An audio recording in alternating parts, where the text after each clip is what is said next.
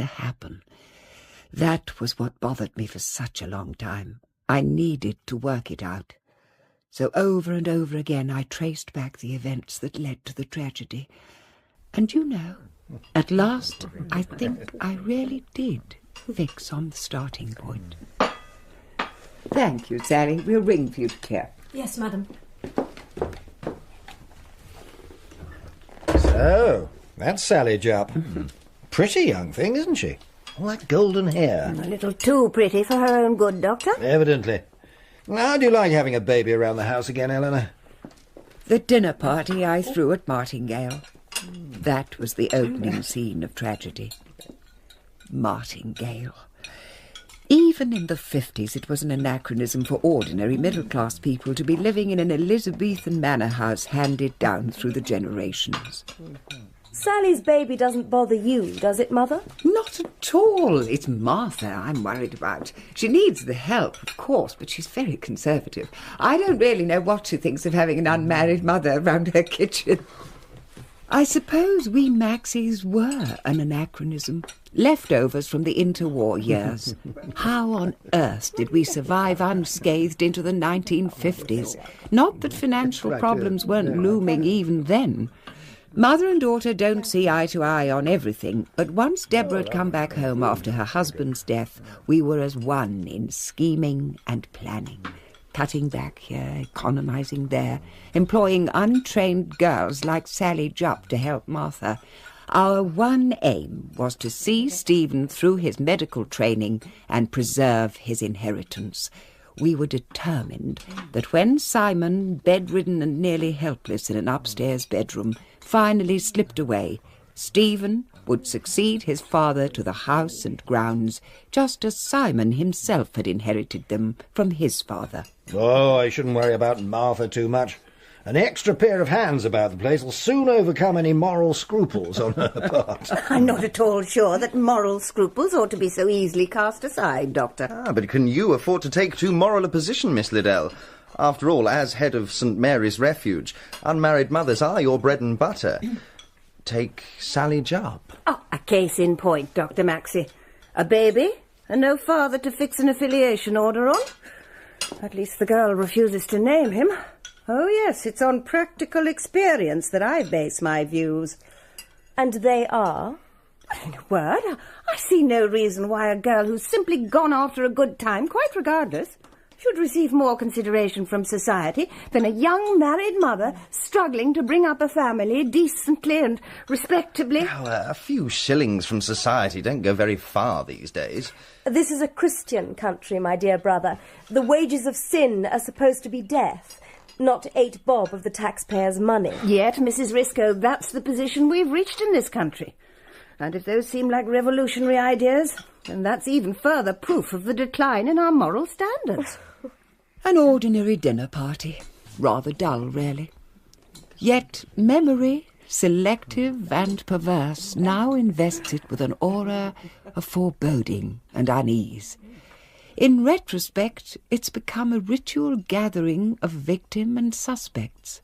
Not all the suspects, of course. Felix Hearn, for one, wasn't at Martingale that weekend. Make the most of me, Felix, while you can. I can't really see my freedom lasting. Martha will certainly have her out in time, and I don't really blame her.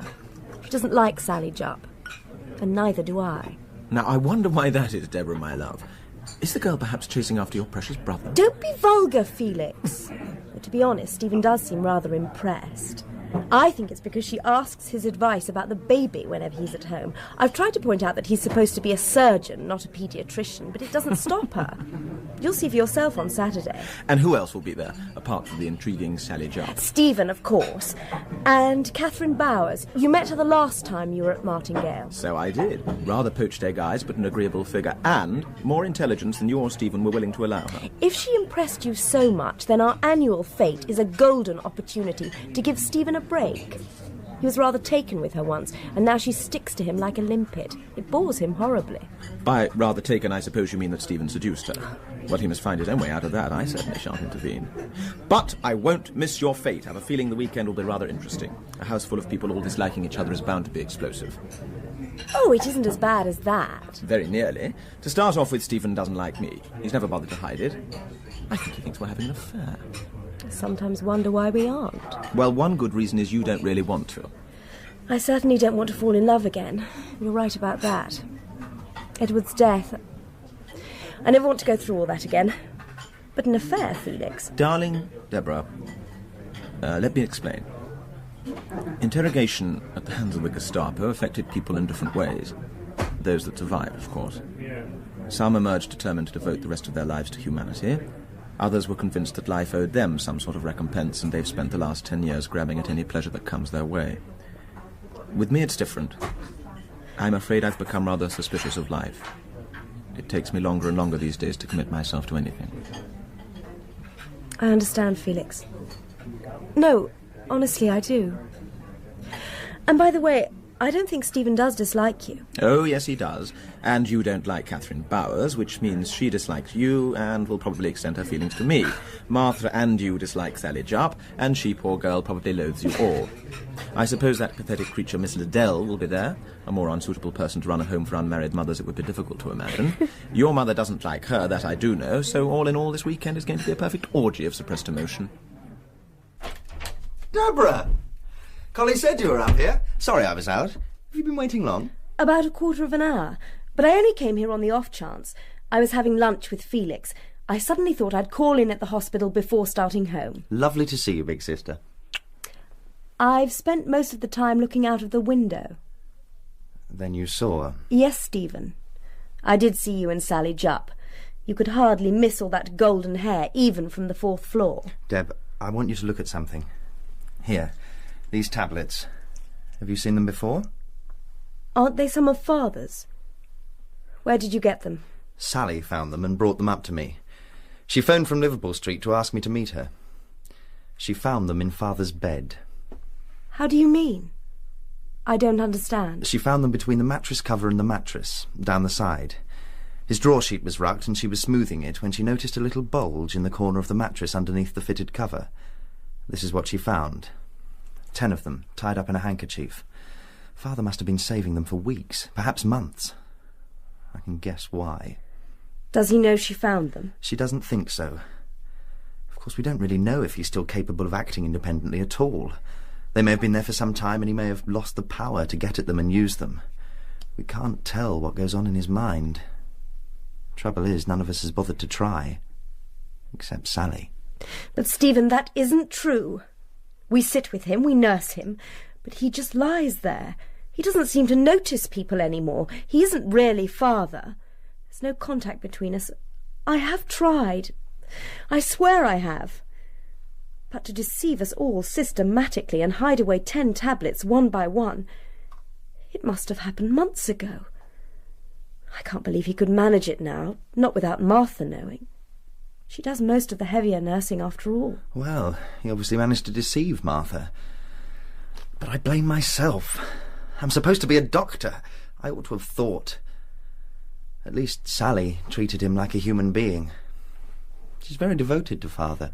She seems to be extending her devotion to you. What on earth do you mean? Why come all the way to London? Why not tell Mother about the tablets? Or me? Be honest now, Deb. You haven't done much to encourage her to confide in you, have you? What do you want me to do, hold her hand? I don't like her, and I don't expect her to like me. It's not true that you don't like her. You hate her. Well, at least she has a very vigorous champion in you. A pity you'll be safely here at the hospital when the trouble starts. What trouble? Why on earth assume Sally's going to make trouble? Because she's making trouble already, isn't she? But I suppose you find her less dreary than Catherine. Isn't it time you ended that affair gracefully? How? I'm a coward about these things. I've never found it particularly difficult. The art lies in making the other person believe they've done it. And if they won't cooperate? Men have died and worms have eaten them, but not for love.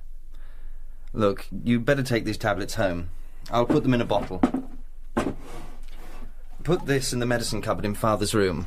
And I think it'd be wiser if we took Father off the tablets altogether. I'll get a prescription made up in the dispensary. The same kind of drug, only in solution. Give him a tablespoonful at night in water, and do it yourself. Just tell Martha I've stopped the tablets. I'll explain it all to Dr. Epps when I see him on Saturday. Well, close the door behind you.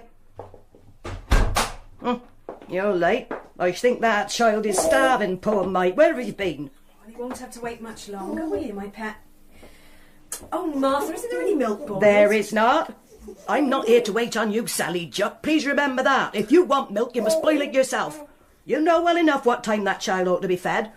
Doesn't matter. It won't take long. Sally, there's something I want to ask you. Oh, yes. I'll ask away. Did you take anything from the master's bed when you made it this morning? Anything belonging to him? I want the truth now. Well, it's quite obvious you know I did. Do you mean to tell me you knew he had those tablets hidden away and you said nothing? Of course I knew. I've nursed him for 5 solid years. Who'd know what he does and what he thinks of if not me? Oh, I suppose you thought he'd take 'em. Of course he wouldn't have taken 'em. But if you had to lie there year after year, perhaps you'd like to know that you had something that could end all that pain. Something that nobody else knew about. Until his silly little bitch, no better than she should be, come ferreting them out. Oh, very clever, weren't you? But you can give them back to me. And if you mention a word of this to anyone, I'll have you out, you and that brat. I'll find a way, never fear. I'm afraid you're unlucky. I haven't got the tablets. I took them to Stephen this afternoon. You what? Yes, Stephen. And now I've heard all that silly twaddle, I'm glad I did.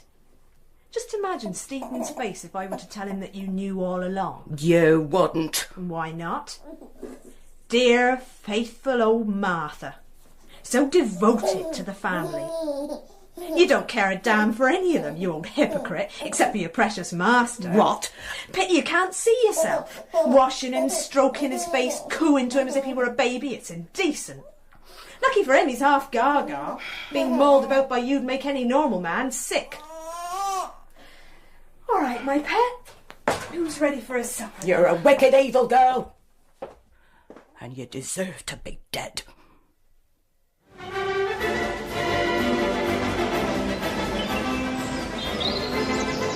The children's three-legged race will start in the paddock in 5 minutes. All those competing through the paddock, please. Not an easy choice, Mrs. Webster. And both prints are the same price. 5 shillings each. Why not take them both, Mrs. Webster? They make a good pair. The First Quarrel and Reconciliation. By the same artist, too. 10 shillings, I don't know. Catherine's quite right, you know. They are made to hang side by side. I tell you what, I'll let you have them for 7 and 6 the pair. How about that? Oh. I'd take it if I were you, Mrs. Webster. That's a real bargain. You've talked me into it, Miss Buzz. Well done, Catherine. I'll just wrap them up for you. Deborah, you don't happen to know who donated them to your White Elephant stall, do you? I do, but I shouldn't really say. Not ethical. Oh, go on, do tell. Well, they were sent in by old Mr. Mortimer. I think they hung in his bedroom, but now he's on his own. He's shut up the first floor altogether. The house is too much for him. Poor man. Here you are, Mrs. Webster. Thank you very much. I'll just take these to the car. Good luck with the stall. This is quite fun, Deborah. I didn't think it would be. Amazing what people want to get rid of. It's even more astonishing what people will buy. Do you think Stephen will be coming by? Shouldn't think so. He's too busy with the horses. I say, Dr. Epps, Oh, I've got just the thing for you. good afternoon, ladies. Are you about to make me an offer I can't refuse? Precisely, Doctor. Now, what do you say about this? Isn't this the most practicable winter topcoat you've ever seen? And look, a detachable waterproof lining, ideal for visiting the sick in winter. What a saleswoman. Yes, I must admit it. Hold on now. This garment rings a bell. Haven't I seen it? I know. Sir Reynolds Price. He's seen through your guilty secret, Deborah. All right, I own up. It is Sir Reynolds' contribution. Are you too proud to wear it? Oh, nothing of the sort. Here, let me try it on. Now, what do you think? Perfect. You look splendid, Dr. Epps. Well, I'll take it. Oh, how much? £1. And cheap at the price. Done. Now, I think I'll escape you two sirens before I get even more entrapped in your clutches. What a pair! Deborah, why don't we go and grab some tea? The tent seems to be filling up rather rapidly. Good idea. I'm dying for a cup. I think I'll go through the house and get a wash. My hands are filthy. Hey, you! What are you doing in here? Me? Do you mean me? Yes. This is a private house. Sorry, I was looking for the toilet. The lavatory's in the garden. It's very well signposted. Oh, yes, of course. I'm sorry. The tea tent was crowded and the noise deafening. A confused clatter of crockery, the babble of voices, and behind it all, the music from the loudspeakers. The concentration of noise was so great that when a dozen conversations faltered and died, it seemed to me as if total silence had fallen. I looked up to see what had happened. Sally Jupp had come into the tent. Sally, in a white dress with a low boat-shaped neckline and a skirt of swirling pleats, a dress identical with the one Deborah was wearing. Sally, with a green cummerbund which was a replica of the one round Deborah's waist. The silence seemed profound. Then, from the far end of the tent, where some of Miss Liddell's girls had formed a small group, there was a quickly suppressed giggling. Only Deborah seemed unconcerned. Without a second glance at Sally, she collected some tea and joined Catherine at a table. How dare she? It's a deliberate insult. Where did she get the dress from? The same place I did. Anyone could buy it who took the trouble to find it. Sally must have thought it worth the trouble. You're taking it very calmly. What would you like me to do? Tear it off her back? There's a limit to the free entertainment the village can expect. Despite this incident, the day was being judged a great success as we gathered in the dining room that evening, French windows opened wide to the ravaged lawn. These glasses, Mrs. Maxey? That's right, Felix. I'm afraid it's only cider tonight. Very superior brand, though. Not far short of Devonshire Scrumpy. Have you ever tried it, Mr. Hearn? It's quite potent. I haven't, Doctor, but I will. Thank you. Anybody else? Eleanor? Thank you. I'll wait till we sit down. Miss Liddell? Not if it's alcoholic, Dr. Epps. Well, I'm afraid it is. Then I shall stick with fruit juice. Where do you want the spoons, Mrs. Risco? Leave them on the sideboard. We'll circulate them with the pudding. I'll have a small sherry, Felix, if you can find it. Of course. Dear, these table napkins. Why can I never get them to stand up straight? Good evening, everybody. Oh, Catherine. Hello, Mrs. Maxey. Hello, Catherine. Isn't Stephen with you? No, he's not. I haven't seen him since he was with the horses. I've been in my room. Oh, he probably walked home with Bocock to help with the stabling, or perhaps he's changing. I don't think we'll wait. Shall we sit down? Who's waiting at table? Where's Sally? Not in, apparently. Martha tells me that Jimmy's in his cot, so she must have come in and gone out again. But Mrs. Maxey, there she is, coming across the lawn. And Stephen's with her. Hello, Dr. Maxey. We were wondering where you were. Good evening, Miss Liddell. Come inside, Stephen. I'm glad you're back.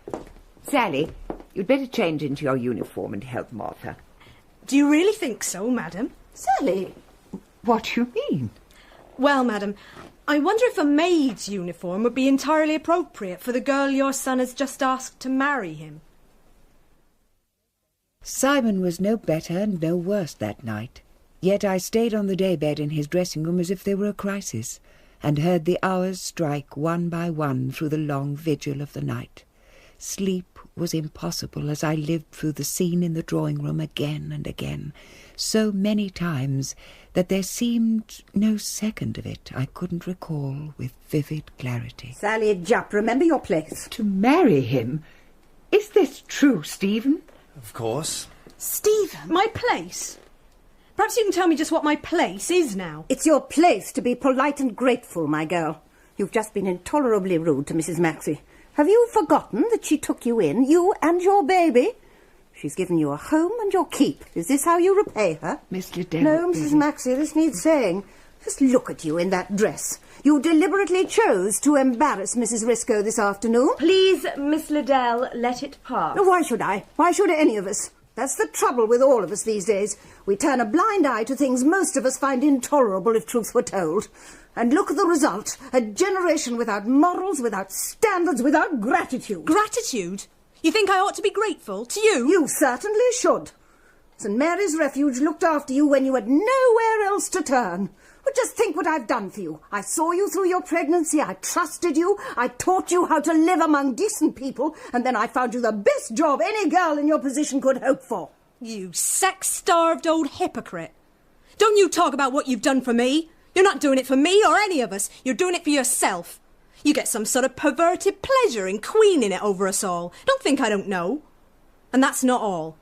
There's much more I could tell the village about you if I wanted to. You be thankful I know how to keep my mouth shut. Lying in Simon's dressing room during the long watches of the night, I found myself remembering with uncomfortable vividness Catherine Bower's face, flushed with grief or resentment. Felix Hearn was the only member of the party who seemed to enjoy his dinner. I wasn't sure that the preliminaries hadn't actually sharpened his appetite. He certainly put himself out to ease Catherine's embarrassment. Felix was very amusing when he cared to exert himself, and that night he had, surprisingly, succeeded in producing laughter by the end of the meal. At some point during the night, it rained heavily. At 5 o'clock, I thought I heard Simon stirring, and I went to him, but he still lay in the rigid stupor produced by the medicine which Stephen had prescribed. At 6 o'clock, I got up, put on my dressing gown, and made some tea. Yes? Who is it? It's me, Mrs. Maxey. Catherine. Can I come in? Of course. What is it, my dear? I couldn't sleep any more. I hope you don't mind.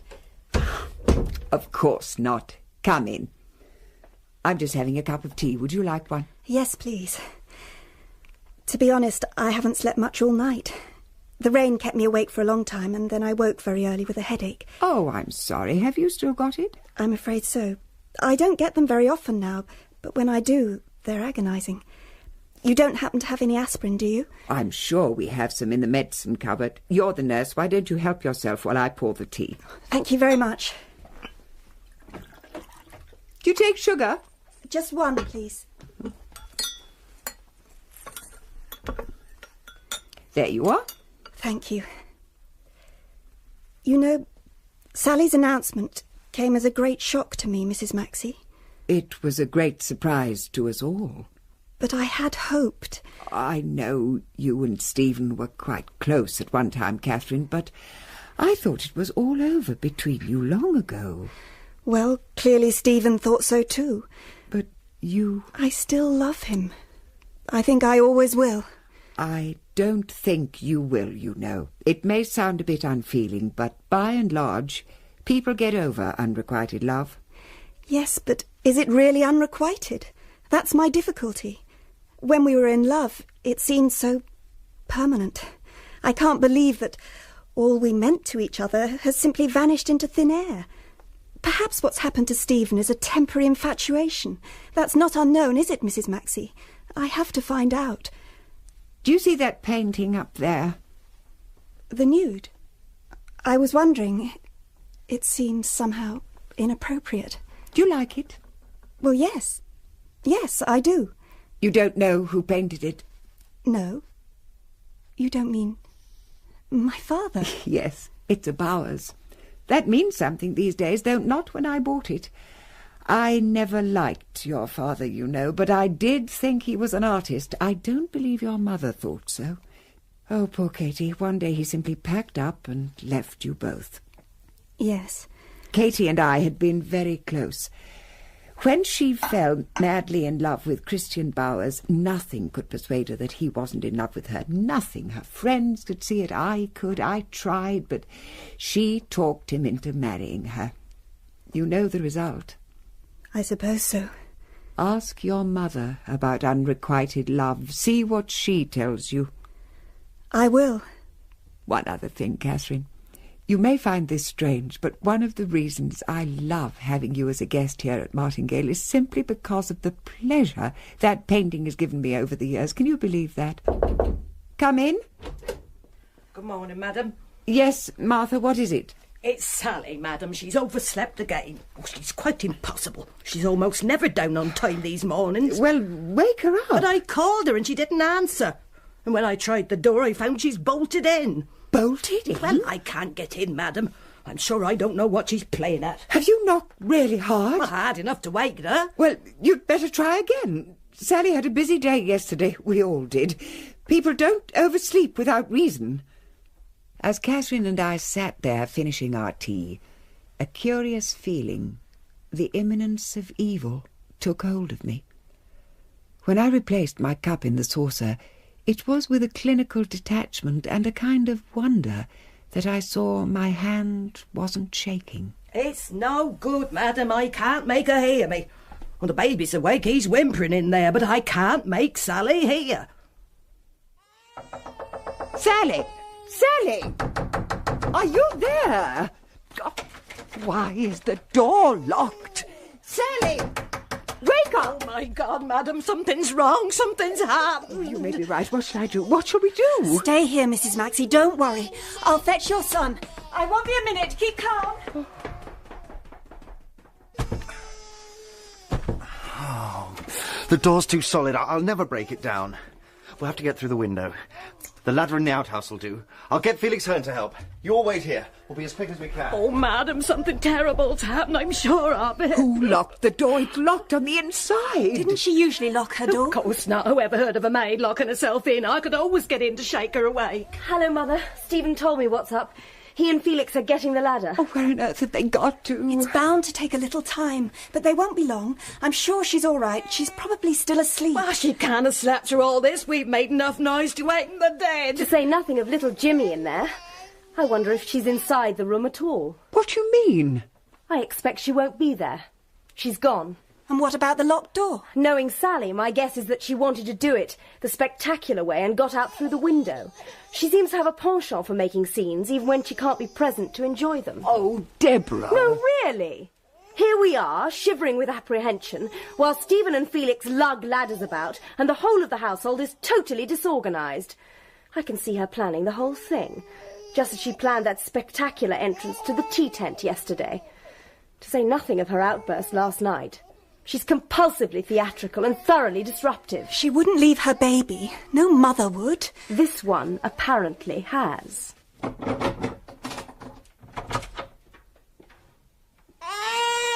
Felix? What's happened? Let me in.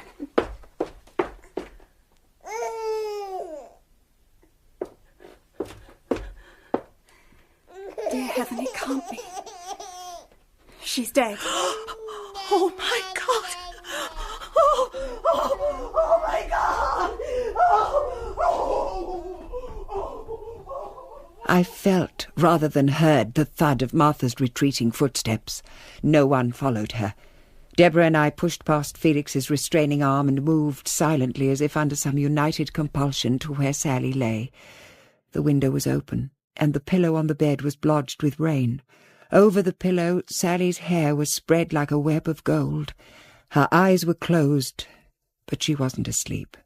From the clenched corner of her mouth a thin trickle of blood had dried like a black slash. On each side of her neck was a bruise, an indelible sign of where the life had been choked out of her. In Episode 1 of Cover Her Face by P.D. James, dramatised by Neville Teller, Sian Phillips played Mrs. Maxey, Hugh Grant, Felix, Beatty Edney, Deborah, David Thorpe, Stephen, Una Beeson, Catherine, Kate Binchy, Miss Liddell, Philip Anthony, Dr. Epps, Jill Graham, Martha, Melanie Hudson, Sally, and Linda Polan, Mrs. Webster.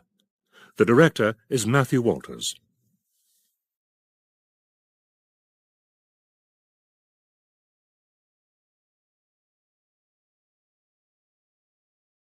The window was open, and the pillow on the bed was blotched with rain.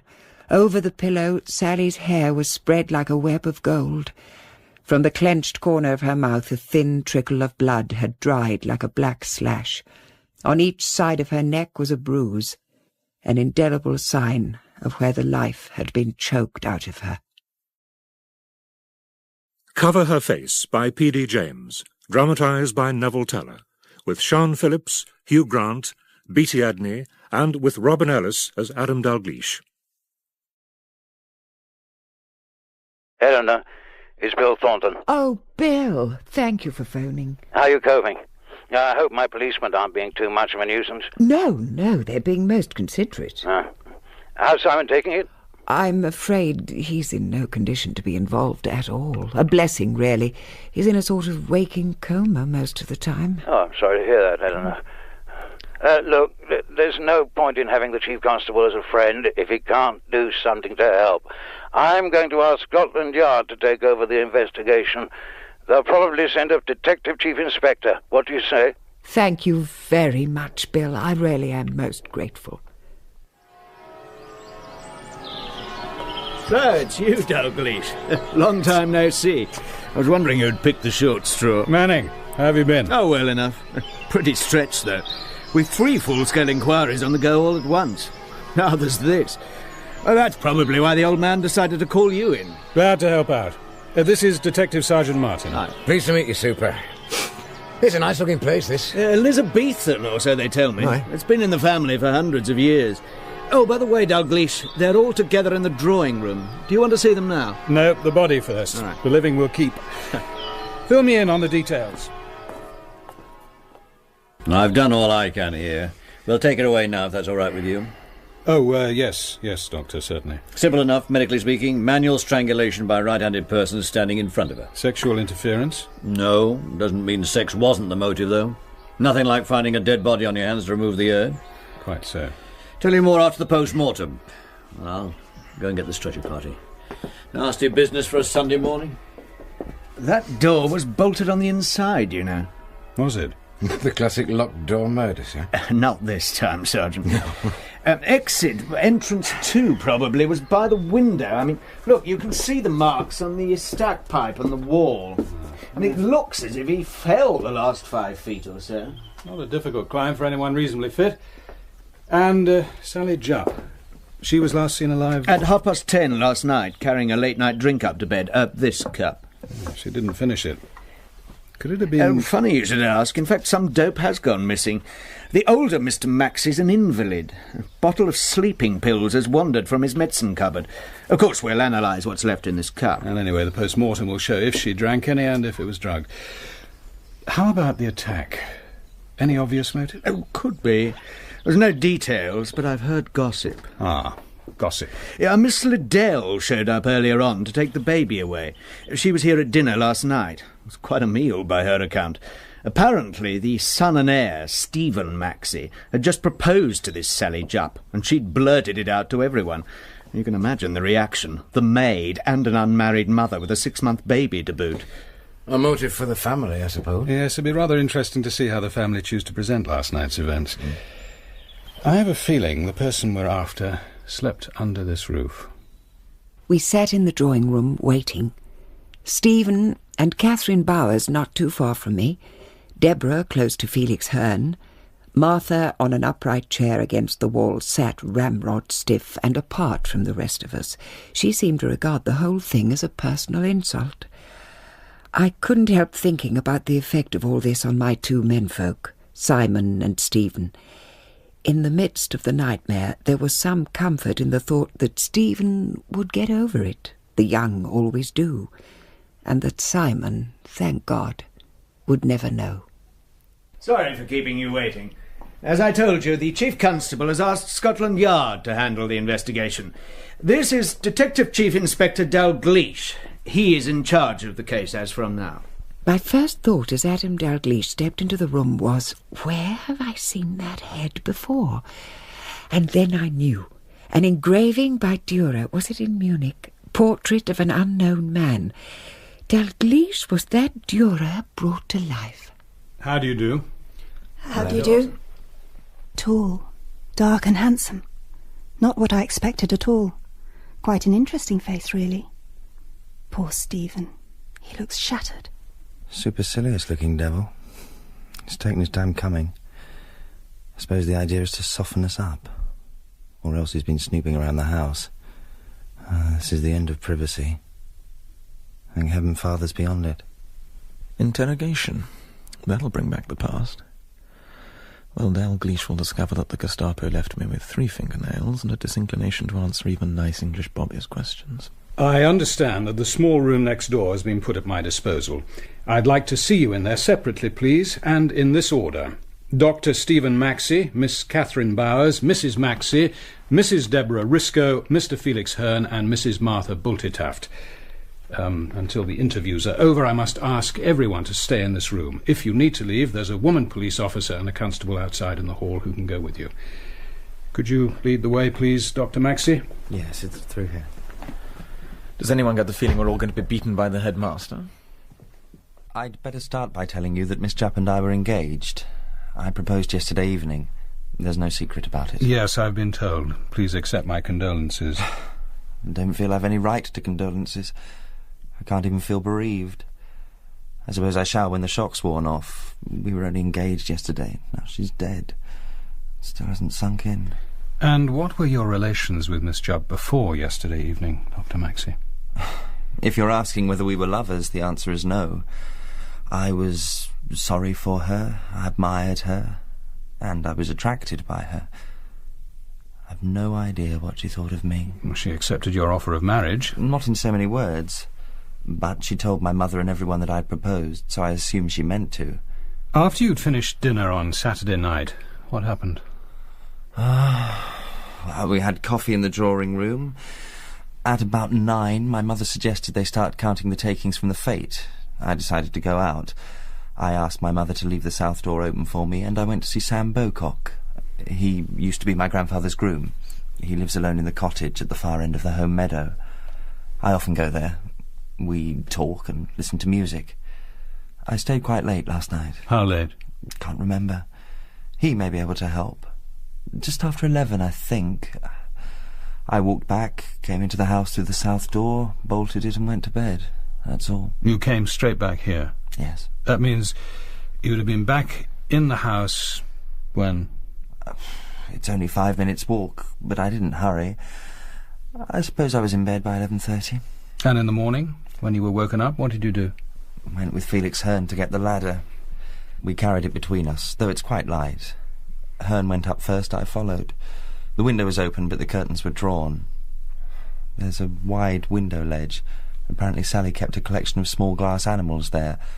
I noticed they'd been scattered, and most were broken. Hearn went over to the door and pulled back the lock. I stood looking at Sally. I saw at once she was dead. Take a look at this, Dr. Maxey. What is it? 3 splinters of glass. They were found in the outhouse opposite Miss Jupp's room, where the ladder's kept. Do you know what they are? Could be part of a broken watch glass, I suppose. Or part of one of the smashed glass animals from Miss Jupp's room? Perhaps. I see you have a small piece of plaster across your right knuckle. What's wrong? Just a graze last night. I must have brushed it against the bark of a tree. Don't remember doing it. I thought I put a bit of plaster on before I went to bed. Show me. There you are. Ah, that looks like a cut to me. Or it could, of course, be a scratch from a fingernail. In which case you'd expect to find blood and skin under the nail which did the scratching. I'm sorry, I just can't remember how it happened. Is that all? No. I want to be perfectly clear about this south door. Yes. It leads directly to the flight of stairs which go up to Miss Jupp's room. That's right. So she was almost in a self-contained flat. Once the kitchen was closed for the night, she could let someone in without anyone knowing? I suppose so. As the south door was left unbolted for you last night, anyone could have gained access to the house through that door while you were out? Well, yes. Would you be prepared to swear that it was unbolted when you got back from Mr. Bocock's cottage? Of course. I couldn't have got in otherwise. Dr. Maxey, you do realise how important it is to establish the exact time you bolted that door? Yes. Yes, of course. Now, you've just told me you came back to the house just after 11, bolted the door and went to bed. Now, I'll ask you again, and please think very carefully before you reply. What time did you bolt the south door? Well? Actually, it was 33 minutes past 12 by my watch.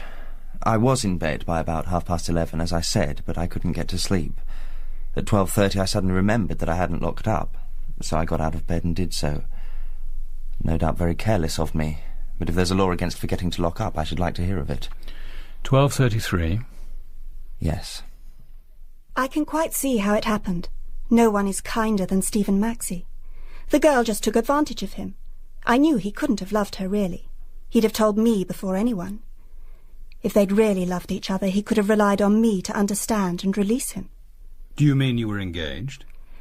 Not exactly an engagement, Inspector. No ring or anything like that. but an understanding.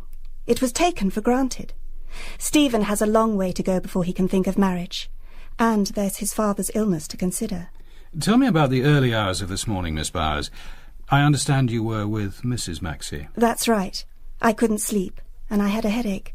I went to the dressing room where Mrs. Maxey was spending the night and asked for some aspirin. Did she give you some? She told me to find it for myself in Mr. Maxey's medicine cupboard. It was while I was looking for it that I saw the bottle of sleeping tablets. Samay is the brand name. It was written on the label. You're quite sure it was Samay? I'm a state-registered nurse, Inspector. I know a bottle of Samay when I see it. So it was in the cupboard at 7 o'clock this morning.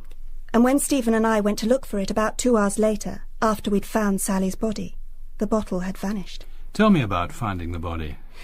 When Martha came to tell Mrs. Maxey that Sally hadn't got up, we thought at first she'd overslept. Then Martha came back to say that her door was locked.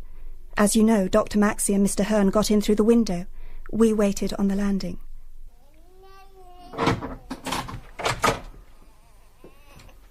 Felix, what's happened? Let me in.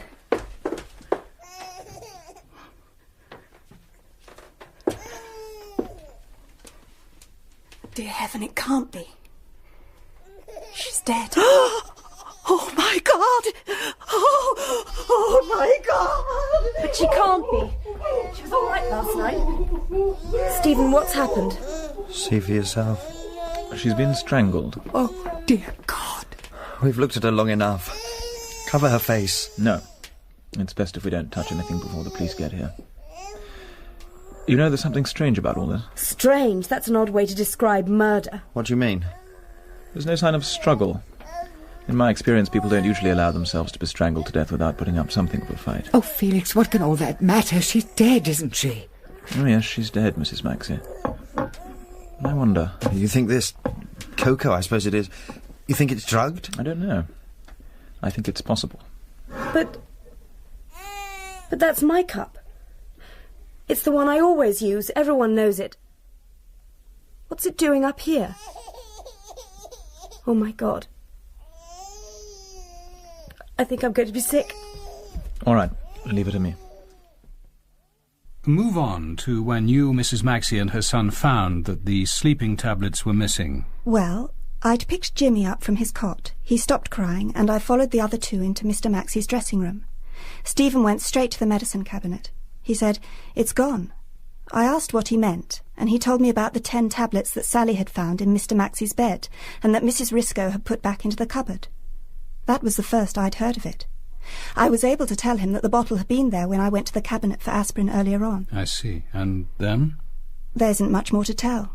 As I took Jimmy away to change his nappy, Stephen was just starting to phone the police. No one seemed much concerned with the baby, so I took matters into my own hands and phoned Miss Liddell. She agreed to take him till things are sorted out. She came round by taxi, and by then the police had arrived. The rest you know. That's very clear and very useful. Thank you. Now, just if a few more questions. Oh. Yes? Yes, the earlier part of the night. Tell me what happened from about 10 o'clock onwards. Let me see. Well, I helped Mrs. Maxey and the others count the day's takings from the fete. Miss Liddell and Dr. Epps left at about 10:30. Mrs. Maxey and I went to the kitchen. Martha had gone to bed, but she'd left a saucepan of milk on the stove and a tray of cups on the kitchen table. Did you notice that Mrs. Risco's was missing? As a matter of fact, I did. It's Wedgwood. Very distinctive. She'd gone out to the garden with Felix Hearn a little earlier, and I thought she must have come in without anyone noticing. It never occurred to me that Sally might have taken her cup, though, of course, it's just the sort of thing she would do. She hated Deborah, Mrs. Risco.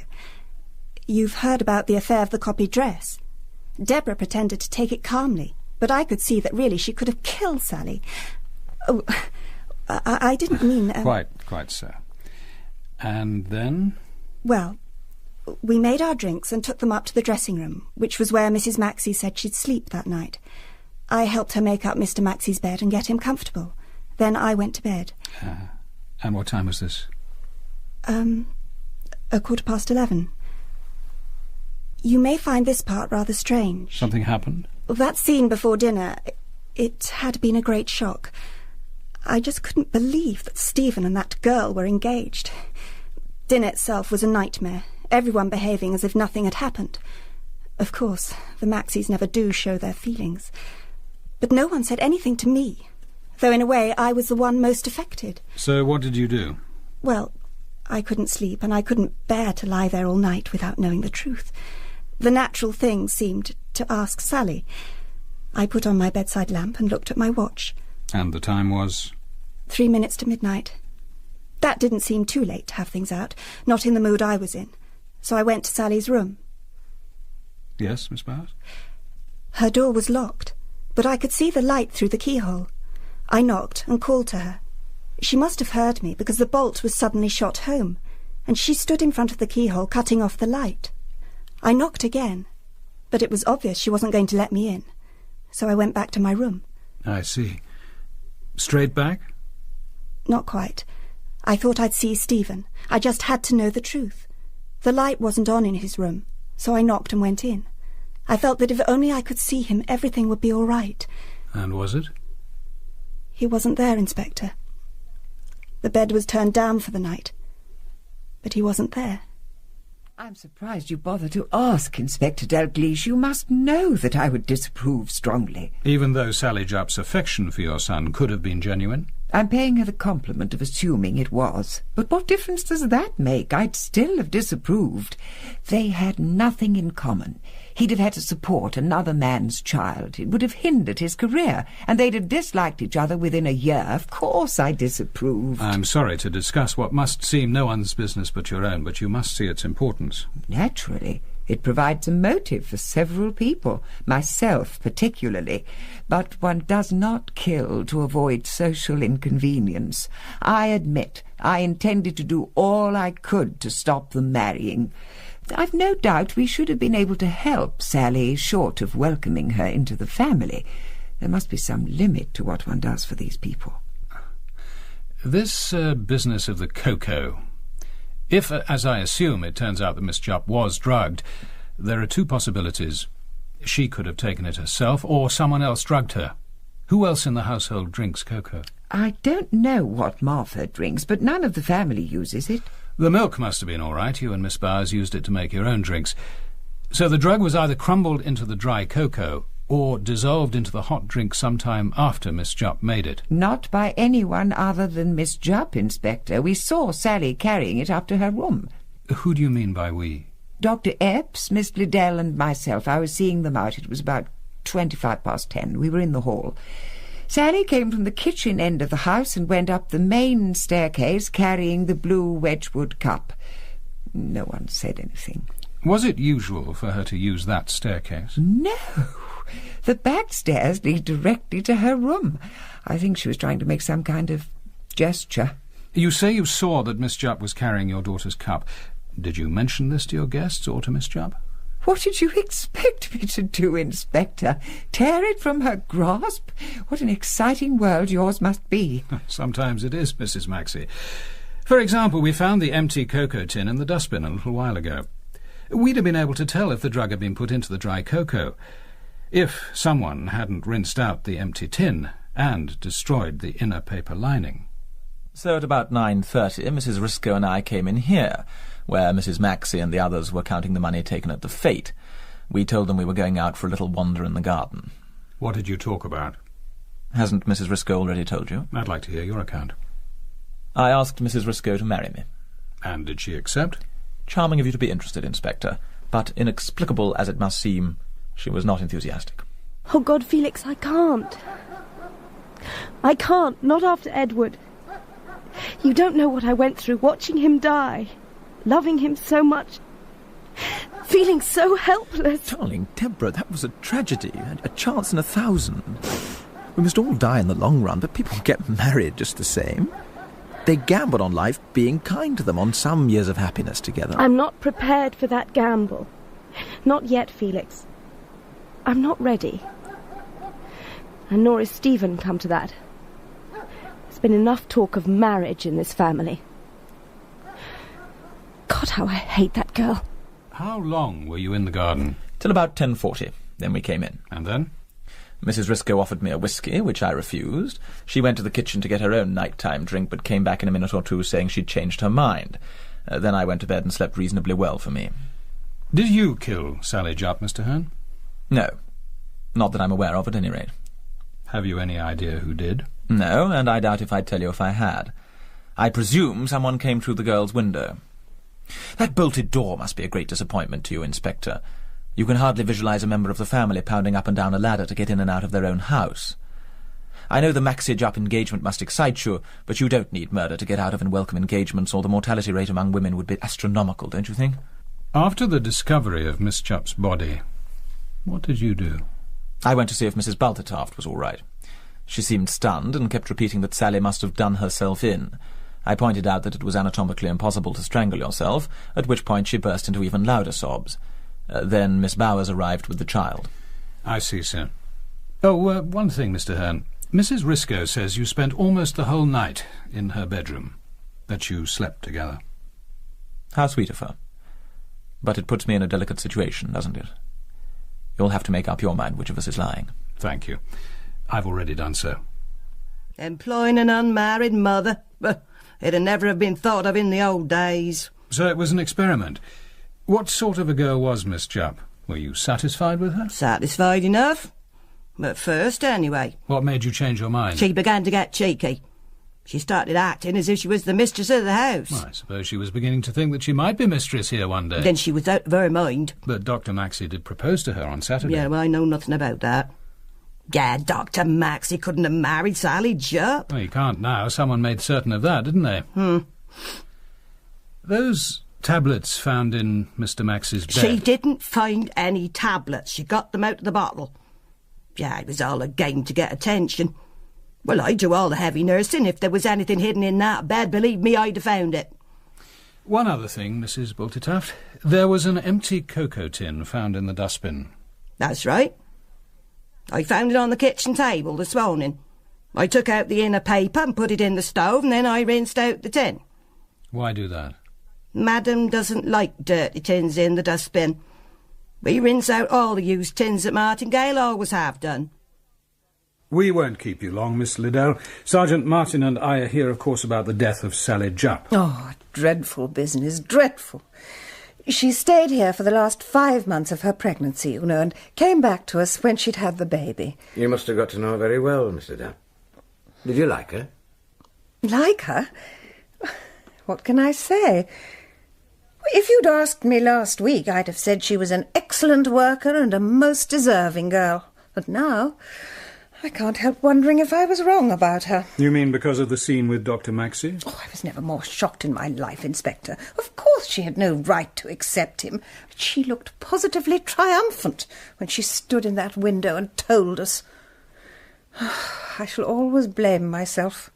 I recommended Sally to Martingale, you know. So you think Sally Jupp's death is the direct result of her engagement to Stephen Maxey? Well, it looks like that, doesn't it? I agree that her death was highly convenient for anyone who disliked the proposed marriage. The Maxey family, for instance.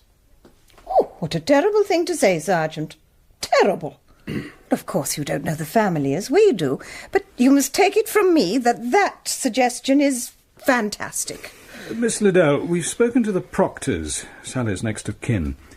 Can you tell me why you phoned Mr. Proctor on Saturday morning? What? Their daughter said she spoke to you, Mum. Me? Phoned Sally's uncle? No, there's some mistake. I haven't been in touch with the Proctors since Sally first went to Martingale. What on earth would I phone Mr. Proctor about? That's what I've been wondering. Your private papers, Miss Liddell, documents about the running of the refuge and things like that, where do you keep them? Oh, over here, Inspector, in this drawer. Naturally, I keep it locked. The key is in this little compartment. Anyone who wanted could find that very quickly. Do you mean that Sally might have pried about among my things? Oh, yes, I see it now. That was why she liked to work in here. Oh, that docility, that politeness. So much pretence. And to think I trusted her. She must have been laughing at me all the time. I suppose you think I'm a fool, too. Well, I may not be very clever with figures and accounts, but I've done nothing to be ashamed of. And they've told you about that scene in the dining room, I suppose, but I've done nothing wrong. You can ask any member of the committee. Sally Jupp could pry as much as she liked. A lot of good it's done her. Poor girl. Poor little girl. And she was so happy yesterday evening, Stephen. How do you know, Vicar? Did you speak to her after the fete? No, not after the fete. I get so muddled about times. But no, it wasn't yesterday. It was Thursday evening. We walked up the road together, and I asked about Jimmy. She was so happy. Told me about her marriage and how Jimmy was to have a father. So very, very happy. You must have the wrong day, Vicar. Really? Why? I asked Sally to marry me on Saturday. Saturday at 7:45. She couldn't have told you about it on Thursday. Oh, is that important? Dalgleish will probably think so. Dr. Maxey, do you recognise this? Yes. It's the bottle of Sommeil from Father's drug cupboard. There are 7 tablets here. Do you confirm that 3 are missing? Well, naturally I do. I put 10 in. Could I ask where that bottle was found? Why not? It was buried in the lawn in the area used for the treasure hunt. The person responsible was considerate enough to mark the place, with one of the named pegs lying around. Whose peg? Curiously enough, Mrs. Risco, yours. Your peg, your cup, with drugged cocoa. Why? Why, indeed. If anyone can answer that, I'll be in the business room for an hour or two. Mr. Hinks, isn't it? Oh, yes. Perhaps you could spare me a few minutes now, and perhaps one of you will let me know when Dr. Epps arrives? You mean you think she was doped first? That's bad. The missing Sommeil tablets indicate that, Doctor. This projected marriage would have been calamitous for the Maxeys financially, which gives several people in the household an interest in seeing it didn't happen. At the cost of killing a girl? Making a child motherless as well as fatherless? What sort of people do you think we are? I only deal in facts, Doctor. Stephen never told me about those tablets, Inspector. Well, not much chance. With the fate and all that, I suppose. Probably thought I wouldn't be much help. I've known his father, Simon, for 30 years. We ought to know your patience, but I didn't even go up to him very much recently. Just left the prescription, week after week. Stephen wouldn't overlook carelessness like that. Who else in the village has been taking Sommeil? Well, I can look it up when we get to the surgery, but it's not a common prescription. I can remember 1 or 2. Sir Reynold Price is one, and... Good God! What is it, Doctor? Here. In my coat pocket. A bottle of... Of what? Sommeil. Sommeil tablets. Oh! No mystery, Inspector. This is Sir Reynold Price's stuff. This was his coat. How did it come into your possession, Doctor? Well, I bought it on Saturday at the village fete. Rather as a joke between myself and the stallholder. And the stallholder, that was... who? Oh, that was... Mrs. Risco. In episode 2 of Cover Her Face by P.D. James, dramatised by Neville Teller, Robin Ellis played Dalgleish, Sean Phillips, Mrs. Maxey, Hugh Grant, Felix, Beatty Edney, Deborah, David Thorpe, Stephen, Una Beeson, Catherine, Kate Binchy, Miss Liddell, Philip Anthony, Dr. Epps, Jill Graham, Martha, John Fleming, Manning, Steve Hodson, Sergeant Martin, John Church, Thornton and the Reverend Hinks, and John Baddeley, the police doctor. The director is Matthew Walters.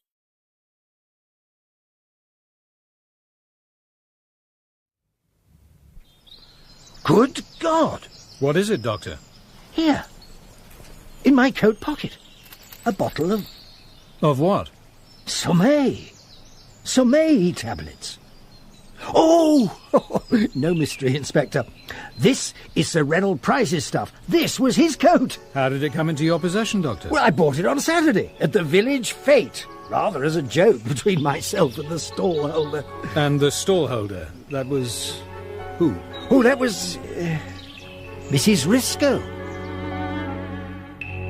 Cover Her Face by P.D. James, dramatised by Neville Teller, with Sean Phillips, Hugh Grant, Beatty Edney, and with Robin Ellis as Adam Dalgleish. Monday dawned colourless and bleak, an uncertain week stretching ahead. Deborah had ordered 6 newspapers, whether as a gesture of defiance, I couldn't help wondering, or out of genuine curiosity. Chief Inspector Dalgleish had locked Sally's door, but kept hold of the key, and he made frequent visits there. He offered us no explanation of what he found, or what he hoped to find. At midday, the telephone rang for the 20th time that morning. This time, Sir Reynold Price. The whole thing's disgraceful, my dear lady. The police have been here, too, you know. Wanted to know about some pills Epps had prescribed months ago. Extraordinary. Then Inspector Chappie seemed to think I ought to remember how many I took and what happened to the others. I ask you. I told him, I said, I've got better things to do. How very tiresome for you, Sir Reynold. I'm afraid this business is causing a lot of trouble to everyone. Yes, and raking up a lot, too. They were asking about that spot of bother we had at St Mary's 2 years ago. I wonder how they got on to that. Well, that Dalgleish fellow wanted to know why you weren't on the committee. Told him you'd resign when we had the trouble. Then he asked why we hadn't got rid of Liddell at the time. I said to him, my dear chap, you can't just chuck a woman out after 25 years' service. Anyway, it wasn't as if there was actual dishonesty. Muddle, yes, but anyway, I told the man we'd had Liddell before the committee, then sent her a letter confirming the new financial arrangements. Did he ask why I resigned? Well, I told him. I said you thought we should have turned the home over to one of the national associations. Well, I just thought it was time we handed over a difficult job to trained and experienced people. That's what I told him. You'd lost confidence in the Liddell woman. You may well have been right. But Lady Price was keen on the home, practically founded it, so I couldn't just hand it over. I had no doubt that Dalglish's mind was now busy with a new theory. Yet how was it possible? The mugs and cups for those late-night drinks were certainly standing out by 10 o'clock, but Miss Liddell had never been out of my sight. We'd stood together in the hall with the doctor and watched that glowing, triumphant figure carrying Deborah's cup up to bed. Whatever Miss Liddell had made of Sally's accusations and half-threats earlier that evening, she couldn't have done anything about it, not possibly. I dismissed the thought, and succumbed instead to the insistent demands of the household routine. Monday was when I visited the village stores. I saw no reason to alter the custom. Oh, good morning, Mrs. Maxey. I didn't expect to see you here today. Life must go on, Mr. Wilson. I suppose you're right. It's a terrible business, though. The village is full of it. Well, that's only natural. Here you are, Mr. Wilson. It's all on the list. Would you put it together for me, please? Of course, ma'am. I've got my own thoughts about it, Mrs. Maxey. Have you? Oh, yes, indeed, ma'am. Derek Pullen, that's who they should be looking at. Derek Pullen. I'm afraid I don't know what you mean, Mr. Wilson. Oh, I'm saying nothing, mind you, ma'am. Let the police do their own work, I say. But if they bother you up at Martingale, just ask them where Derek Pullen was going last Saturday night. You ask them that. He passed here at 12 or thereabouts. I saw him myself from the bedroom window. Timid, spotty boy. But why should that have anything to do with Sally Jupp's death? Oh, I'm saying nothing, Mrs. Maxey. Derek Pullen. I know who you mean. His mother comes to the Women's Institute, and doesn't his father work for Sir Reynold on one of his farms? That's the lad. Mr. Wilson, accusations like that could harm many innocent people.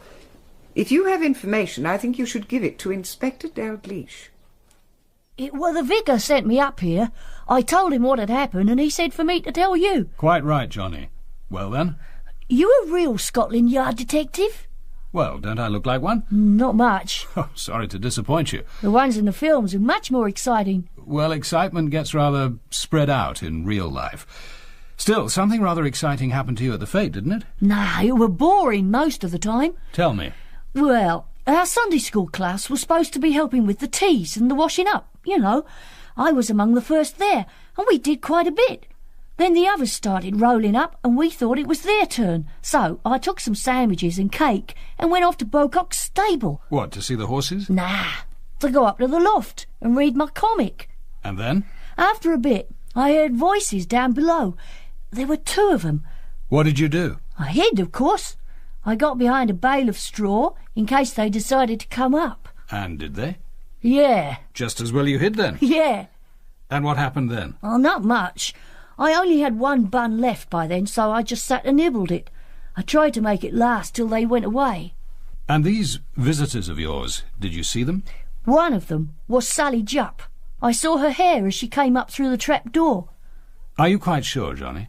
I'm certain. I knows her. I knew her quite well. And the other person? It were a man, but I never saw his face. And what were they saying? They were arguing. I don't rightly know what about. I couldn't hear all that good because of the hay. I did hear someone say £40. £40. Anything else? Well, I remember Sally saying, keep your head, 'cause it sounded a bit funny. Keep your head. Keep your head, she says, and watch for the light. And then? Then they left. Sally opened the trapdoor and went down first, and the man went after her. When I looked out, the trapdoor was just coming down. It must have been the man doing it, 'cause Sally had already gone down the ladder. But all I saw was a hand in a brown glove. A hand in a brown glove? Now that really is exciting, Johnny. Forasmuch as it hath pleased Almighty God of his great mercy to take unto himself the soul of our dear sister here departed, we therefore commit her body to the ground, earth to earth, ashes to ashes, dust Isn't that to Sally's dust, aunt? in sure and certain hope of the resurrection Talking to Miss eternal Liddell. life. Surely through that's our the woman Lord who identified Jesus Sally at the inquest. Who shall arrange I think you're right. our vile Felix, body, let's that it drive may her be like home. unto his The buses glorious are dreadful at this time of day. according to the mighty It might be worth working having a word with whereby her. he is able I'll to bring the subdue car round. all things to himself. How do you do, Mrs. Proctor? You're Sally's aunt. I recognise you from the inquest. That's right. I shouldn't have come, really. Mr. Proctor wouldn't like it if he knew. I must get back quickly before he comes home. Perhaps I can help. Mrs. Riscoe and I were wondering if you'd like a lift. There'll be a long wait for a bus. Well, that's really very kind of you. If you're sure it's no bother. It'll be a pleasure. Look, here she is. Hello, Mrs. Proctor. Do get in the front next to me. There you are. This is very good of you. Hope I'm not taking you out of your way. Not at all. You live just outside Canningbury, don't you? We go through there on our way to London. This must be an awful time for you, Mrs. Proctor. I won't be able to tell Mr. Proctor I've been to the funeral. She's made her own bed, let her lie on it, that's what he says. You can't blame him. We treated her and Beryl just the same, as if they were sisters. There was never any difference between them, never. I'm sure there wasn't, Mrs. Proctor. Never. We brought her up decently. Wasn't always easy. She wasn't an easy child.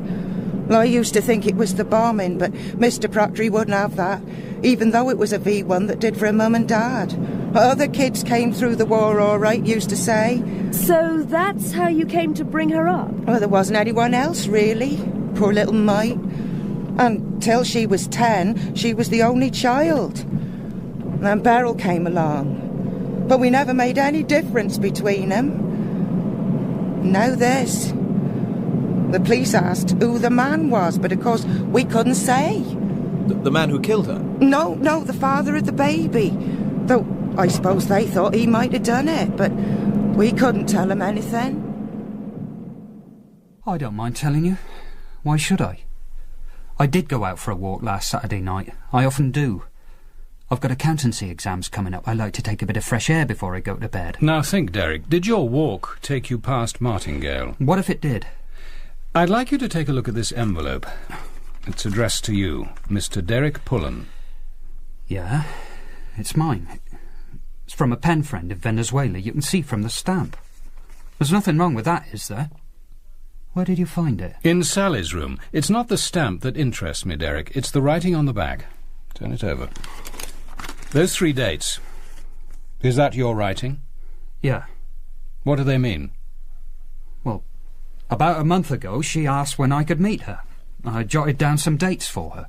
She used to lock her door and come down the drainpipe, didn't she? We found her palm marks on the pipe. All we did was sit in the old stable block and talk. Just talk? Well, we walked in the garden once or twice. We didn't make love, if that's what you was thinking. I suppose all policemen have dirty minds, but she wasn't like that. What was she like? Well, I think she was lonely. She missed the other girls at St. Mary's. She was a wonderful mimic. I could almost hear Miss Liddell talking. That day she went up to London. You looked after the baby, didn't you? Yeah, that's right. I took a day's leave from the office. It was all above board. But she could have left him at Martingale. Mrs. Bultituff would have looked after him. Why all the secrecy? Well, Sally liked it that way. She liked things to be secret. I think that was half the thrill in sneaking out at night. Those glasses, Derek, they aren't your normal ones, are they? What happened to the ones you usually wear? I lost them. That is, I broke them. I'm having them mended. Did you break them at the time you got that bruise over your eye? Yeah, I knocked into a tree. Did you just? The trees round here seem particularly hazardous. Dr. Maxey grazed his knuckle on one, I'm told. Could it have been the same tree, I wonder? I suppose the police asked a lot of questions about where you were on Saturday night, Mrs. Proctor. Oh, I told them. I was at home with Beryl. I remembered all about Saturday, all right. It was a funny day, really. It started so oddly. Well, Miss Liddell phoned us in the morning to talk to Mr. Proctor. Beryl answered, but Miss Liddell hadn't been in touch with us for months, not since Sally took her new job. I expect the police asked Mr. Proctor where he was on Saturday night. We weren't likely to forget. That was the night he had his accident. He wasn't home till 12 and he was in a proper state. His lip all swollen and the cycle bent. He'd lost his watch too. Good heavens! How did it happen? He came off at the bottom of a hill, somewhere Finchworthy way. He was coming down fast and someone had left broken glass in the road. Of course, it ripped up the front tyre. Landed in a ditch, he did. Might have been killed. Must have been terribly worrying to see him in that state. Oh, it was. I'd been worried anyway, he was so late. 11:30, I'd gone to bed. I must have slept a little, but I got up when I heard him. It was midnight already. His face looked awful, streaked with blood. Oh, dear. And he was shaking all over. Poor chap. Well, I made him a cup of tea while he had a bath. It must have been 12:30 before we were in bed. He's still shaken up by it even now. I bet he is. And then to have the police arriving next day to tell us about Sally. No, we shan't forget that night, Nari, I can tell you. Only one thing, Martin. I can think of half a dozen oddities in this case. Soda? Oh, no, not for me, sir. Quite right, too. The only way to savour a malt, or any other whisky if come to that, is to take it neat. Thank you. Well, what do you think? Oh, it's very good indeed, sir. It's most unusual. The case, Martin. Oh. Tell me, what is it that struck you as particularly odd? Well, it's why Dr. Maxey went to all the trouble of fetching Mr. Hearn to help him with a ladder. It isn't very heavy. The quickest way to the stable block would have been down the back stairs. Instead of that, Maxey goes off to find Hearn. It's almost as if he wanted a witness to the discovery of the body. It's certainly a possibility. Oh, Sam Bocock did confirm Dr. Maxey's story to some extent. No, Sam Bocock would confirm anything the Maxeys said. You heard him. They're good people up at the house. He'd maintain that at the judgment seat. I thought him honest, sir. Of course you did, Martin. You're a countryman. I'd have liked him better if he hadn't looked at me with that half-pitying expression you sometimes see on old country folk. No doubt with your background you can explain it. I wouldn't try, sir. Just as well. I don't think I'd like the explanation. No, we're not likely to get anything very helpful from Bocock. Well, we got something, sir. Remember he told us he'd seen young Johnny Wilcox slipping out the tea tent at about 4:10. And that means the meeting in the stable loft took place before 4:30. Yes, and that fits in with Sally Jupp's subsequent movements, including her appearance in the tea tent and a duplicate of Mrs. Risco's dress. Yes. She must have changed after that meeting in the loft. No one saw her in it before. And there's another funny thing, sir. Why wait till then? She must have had the dress some time. Yes, perhaps something said during the meeting led her to do it. Or perhaps it was tied up with this curious business of her marriage. You mean the vicar's story? Can we believe him, sir? Why not? According to him, Sally Jupp knew on Thursday that she was going to be married. Yet young Maxey only proposed on Saturday night. Yes, that is odd, sir. Talking of Dr. Maxey's love life, Martin, I haven't shown you this yet. It arrived yesterday morning. Posted from Bexhill-on-Sea. Dear Sir, I think it my duty to inform you that a Mr. Maxey stayed at this hotel last May the 24th with a lady he signed for as his wife. I have seen a photograph in the Evening Clarion of the Dr. Maxey who is mixed up in the Chadfleet murder and who the papers say is a bachelor, and it is the same man. I would be grateful if my name and the name of my hotel, which has always catered for a very good class of person, could be kept out of this. Yours faithfully, Lily Burwood, Mrs. I sent young Robson down there. He had a couple of photographs with him taken at the fete. They confirmed a rather interesting little theory of mine. Any idea who young Max's partner in sin was? Would it be Miss Catherine Bowers, sir? Full marks, Martin, full marks. That was nearly a year ago, sir. Is it still going on? Unlikely, but it's a complication. Miss Bowers may easily have been hurt by what happened. Yeah. I think she's desperate to marry Dr. Maxey, and her chances have now increased since the removal of Sally Jupp. Cheers. So, what do we make of our Mrs. Proctor? Poor woman. Completely under the thumb of that husband of hers. But she's certainly given us something to think about. Do you really want to go on with this detection business? Why ever not? Only that you might discover facts you'd prefer not to know. Such as that a member of my family's a murderer. I didn't say that. You've been very careful not to, Felix. But I'd prefer honesty to tact. It's what you think, isn't it? Speaking as a murderer myself, it's a possibility. You mean the resistance? That was war. Anyway, you didn't kill women, did you? I killed 2. At the time it seemed necessary. Well, I suppose killing Sally Jupp seemed necessary. To someone. Then why not leave it to the police? If we start interfering, there's no knowing what the consequences might be. At the moment, the case is wide open. Stephen and I got through Sally's window, so could almost anyone else. The only thing connecting this crime with Martingale is those sleeping tablets. And they needn't be related to it. Other people had access to the stuff. No, the most likely interpretation a jury would put on this case is that someone known to Sally got through her window and killed her. Who knows? She may have admitted gentlemen callers that way on previous occasions. Curiously enough, I can't believe that. I'd like to, for all our sakes, but I don't believe Sally was promiscuous. I never liked her, but I don't want to buy safety for me or the family at the cost of blackening the poor little devil's reputation now she's not here to defend herself. I think you're right, but there's no need to make that Dalgleish fellow a present of your opinions. Let him reach his own conclusions. This whole case may run into the sand if we keep cool heads and our mouths shut. That Sommeil is the greatest danger. Yeah, and the hiding of the bottle seems to connect it to the murder. Even so, it was your cup, not Sally's, that the drug was put into. Anyone could have done it. Even me. Even you. It could have been put there by Sally. She may have taken the mug to annoy you. I think she did. But she may have put the drug into the cocoa simply because she wanted a good night's sleep. It wasn't a lethal dose. In which case, why was the bottle hidden? Either because someone believed the drug was connected with the murder and wanted to hide the fact, or because someone knew perfectly well that it wasn't and wanted to implicate the family. You in particular, since your stake was used to mark the hiding place. There's a pleasant thought for you. Felix, if they never solve this crime, can you really imagine us living on, happily at Martingale? Don't you ever feel that you must know the truth? Honestly now, don't you ever convince yourself that Stephen did it? Or I? You? With those fingernails? Never. Her neck was heavily bruised, but it wasn't scratched. Stephen's a possibility. So are Catherine and your mother and Martha. So am I. In fact, the excess of suspects is our greatest protection. Let Dalgleish take his pick. Well, I pick Catherine. It isn't likely, though. I can't see her capable of murder. And the rest of us are? Even Mother? She particularly, if she thought it necessary.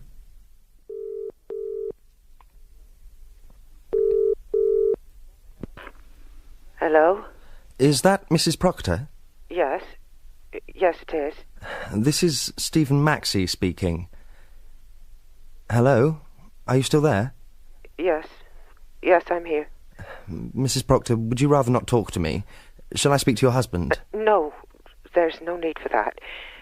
Mr. Proctor doesn't want to talk about Sally. What do you want? It's quite simple, really, Mrs. Proctor. I'd like to know where Sally was working when she became pregnant. Is that all? Yes, that's all. Oh, I don't mind letting you know that, but it'd be best if Mr. Proctor doesn't know you phoned. You won't tell him, will you? I promise. It was the Select Book Club in London she was working for at the time. In the city, Falconer's Yard.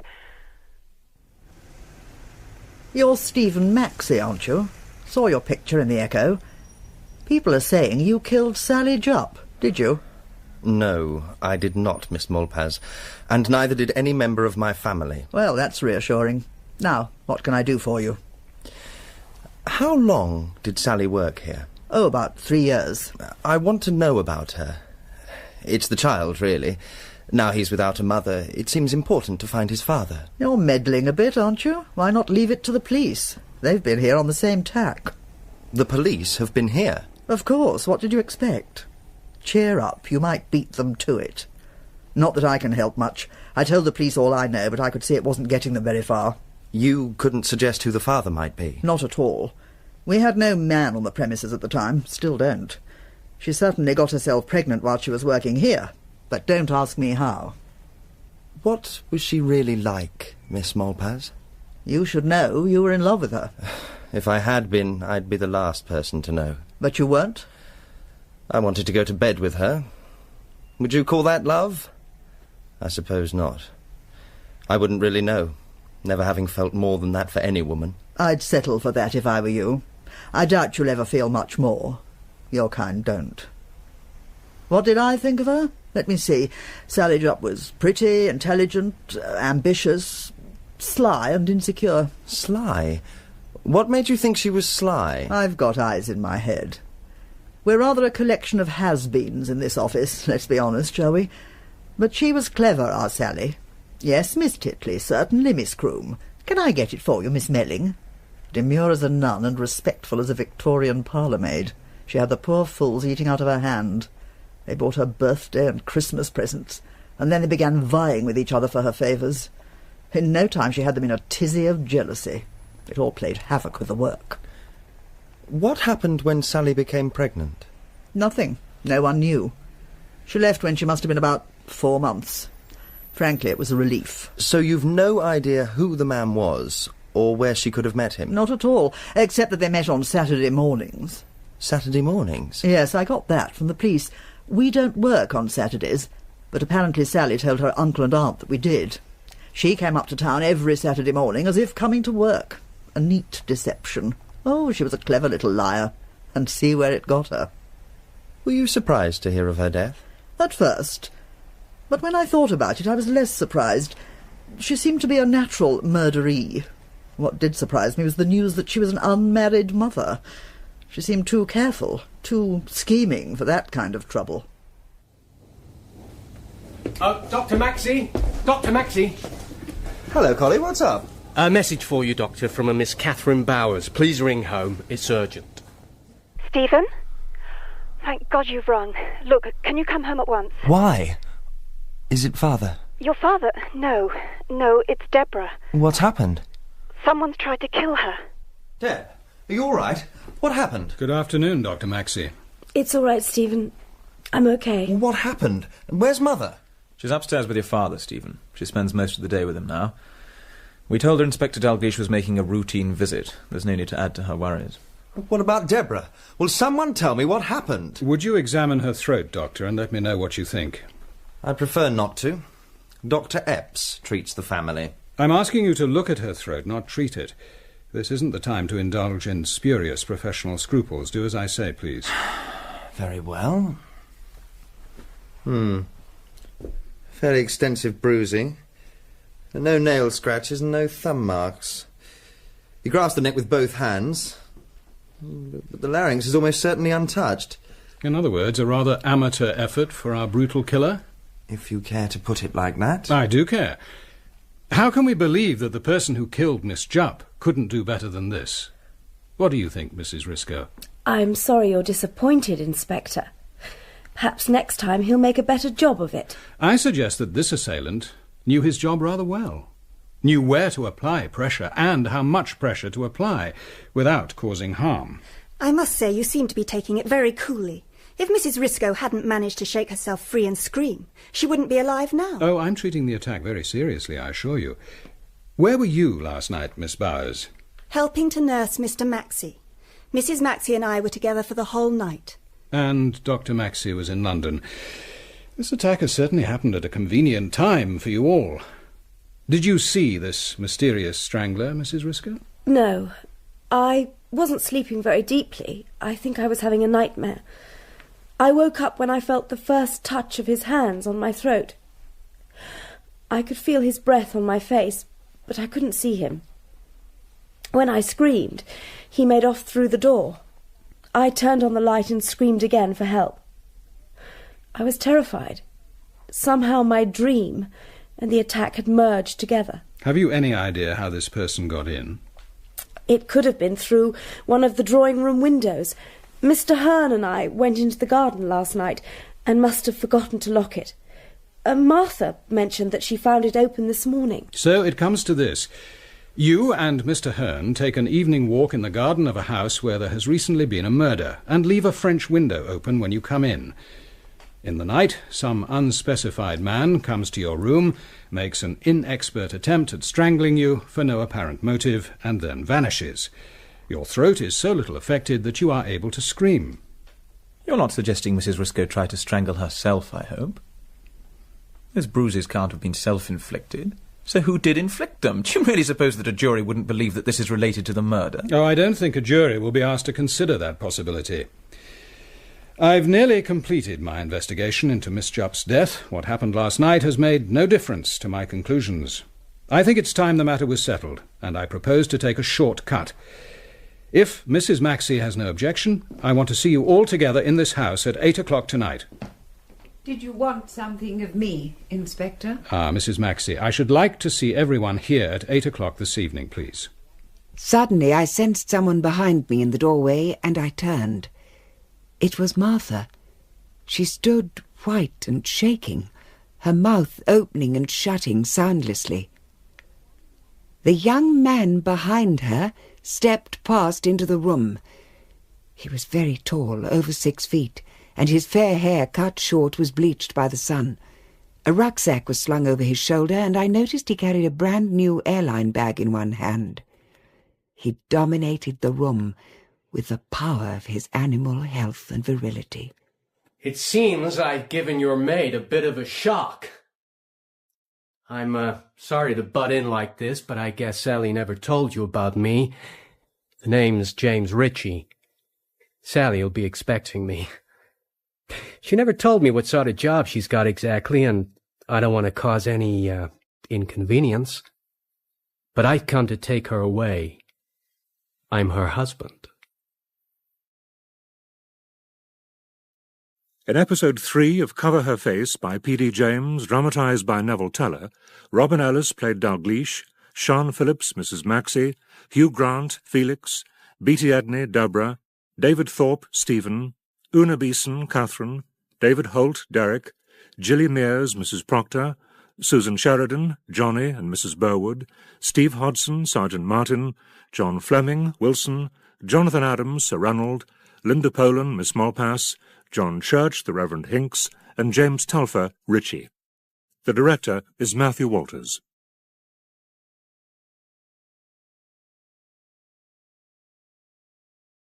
Did you want something of me, Inspector? Mrs. Maxey, I should like to see everyone here at 8 o'clock this evening, please. Suddenly I sensed someone behind me in the doorway, and I turned. It seems I've given your maid a bit of a shock. I'm sorry to butt in like this, but I guess Sally never told you about me. The name's James Ritchie.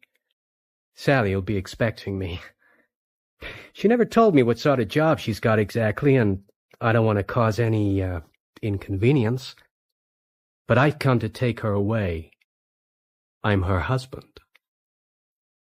Cover Her Face by P.D. James, dramatised by Neville Teller, with Sean Phillips, Hugh Grant, Beatty Edney, and with Robin Ellis as Adam Dalgleish. Sitting quietly in that drawing-room in later years, I would often see again in my mind's eye that gangling and confident ghost from the past, and sense again the shocked silence which followed his words. That silence could only have lasted a few seconds, yet in retrospect it seemed as if minutes passed, while we all gazed back at him in incredulous horror. Someone had to speak. It was Deborah. Sally's dead. Didn't they tell you? She's dead and buried. They say one of us killed her. What? What in God's name are you saying? Come with me, Mr. Ritchie. You too, Dr. Maxey, if you don't mind. Explanation somewhere else, I think. The business room, perhaps. But what happened to Sally? For Christ's sakes, tell me what happened. This way, please. Poor devil. I must get back to my husband. Catherine, perhaps you'd come to help. Of course, Mrs. Maxey. I don't suppose Martha will be much use at present. She seems totally unnerved by all this. I think we're all rather shaken. Felix, when Stephen has finished with Inspector Dalgleish, I think he should come to his father. Deborah should come up too when she's recovered. Perhaps you'd tell her. Yes, of course. How long do you think it'll be? Not long now, I'm afraid. No need to tell the inspector. His plan for tonight can stand. It'll all be over long before 8 o'clock. Yes? Mrs. Proctor? Yes? My name's Dalgleish. Oh, you're the inspector from Scotland Yard. You're looking into... That's right. Is your husband at home? You'd better come in. Thank you. This way. Through here. Victor, dear. Inspector Dalgleish is here to see you. Mr. Proctor. I think the inspector wants to talk to me in private, Beryl. Oh, yes. Yes, of course, Victor, dear. I'll just, Mr. Proctor, certain documents have been passed to me. Documents? Concerning claims made by you to a national charity. What of them? It seems you represented your niece Sally Jupp to be a war orphan without means. Oh, I suppose I should have mentioned the 2,000 quid. But that was capital. Capital left in trust for her, money that you'd spent. Well, I'd fed her, hadn't I? I had to bring her up. Capital left in trust for her to inherit when she was 21. Did you ever tell Miss Jupp that her father had left her this money? At the time she was only a baby. Afterwards, well, there didn't seem any point. Because by then the trust money had been converted to your own use. I told you. I had to use it to keep her. I was entitled to. We were the trustees, Beryl and me. And she had the nerve to refer to her rights. We fed and clothed her all those years without another penny. Except for the 3 grants from the Help Them Now Association. Mr. Proctor, were you in the grounds of Martingale House last Saturday?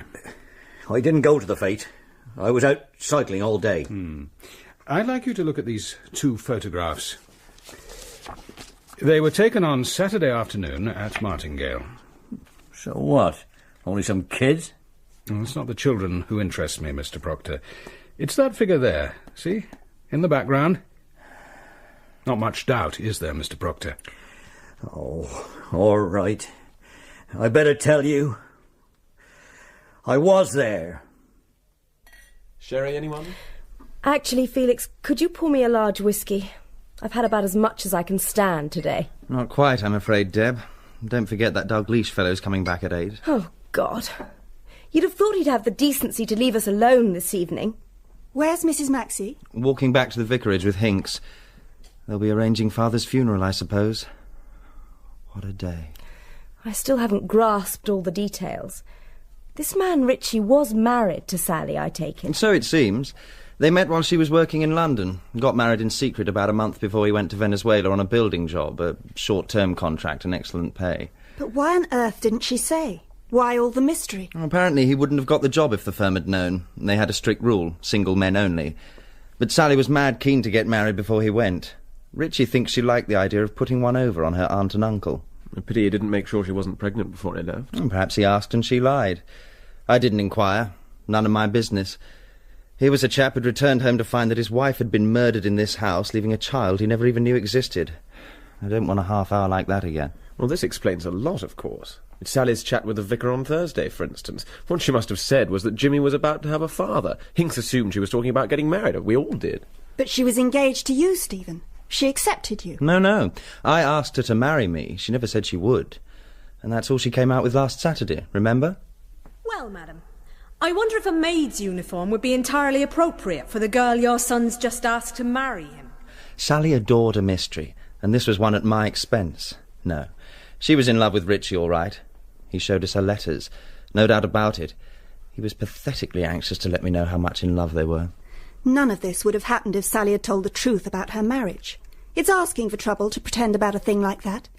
How did Ritchie get in touch with her? Through Derek Pullen. He sent his letters enclosed in an envelope addressed to Pullen, and he handed them over to Sally at pre-arranged meetings. She never told him they were from her husband. I don't know what story she concocted, but it must have been a good one. He was pledged to secrecy. Sally knew how to choose her dupes. She liked amusing herself with people, but they can be dangerous playthings.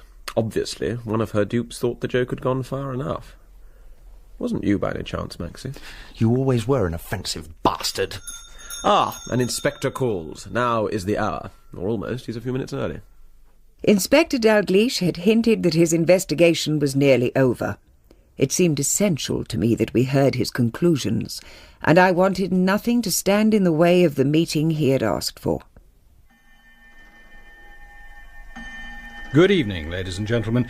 Sergeant Martin and I are very grateful to you for agreeing to meet us. Did we have much choice? You're under no constraint, Mrs. Risco.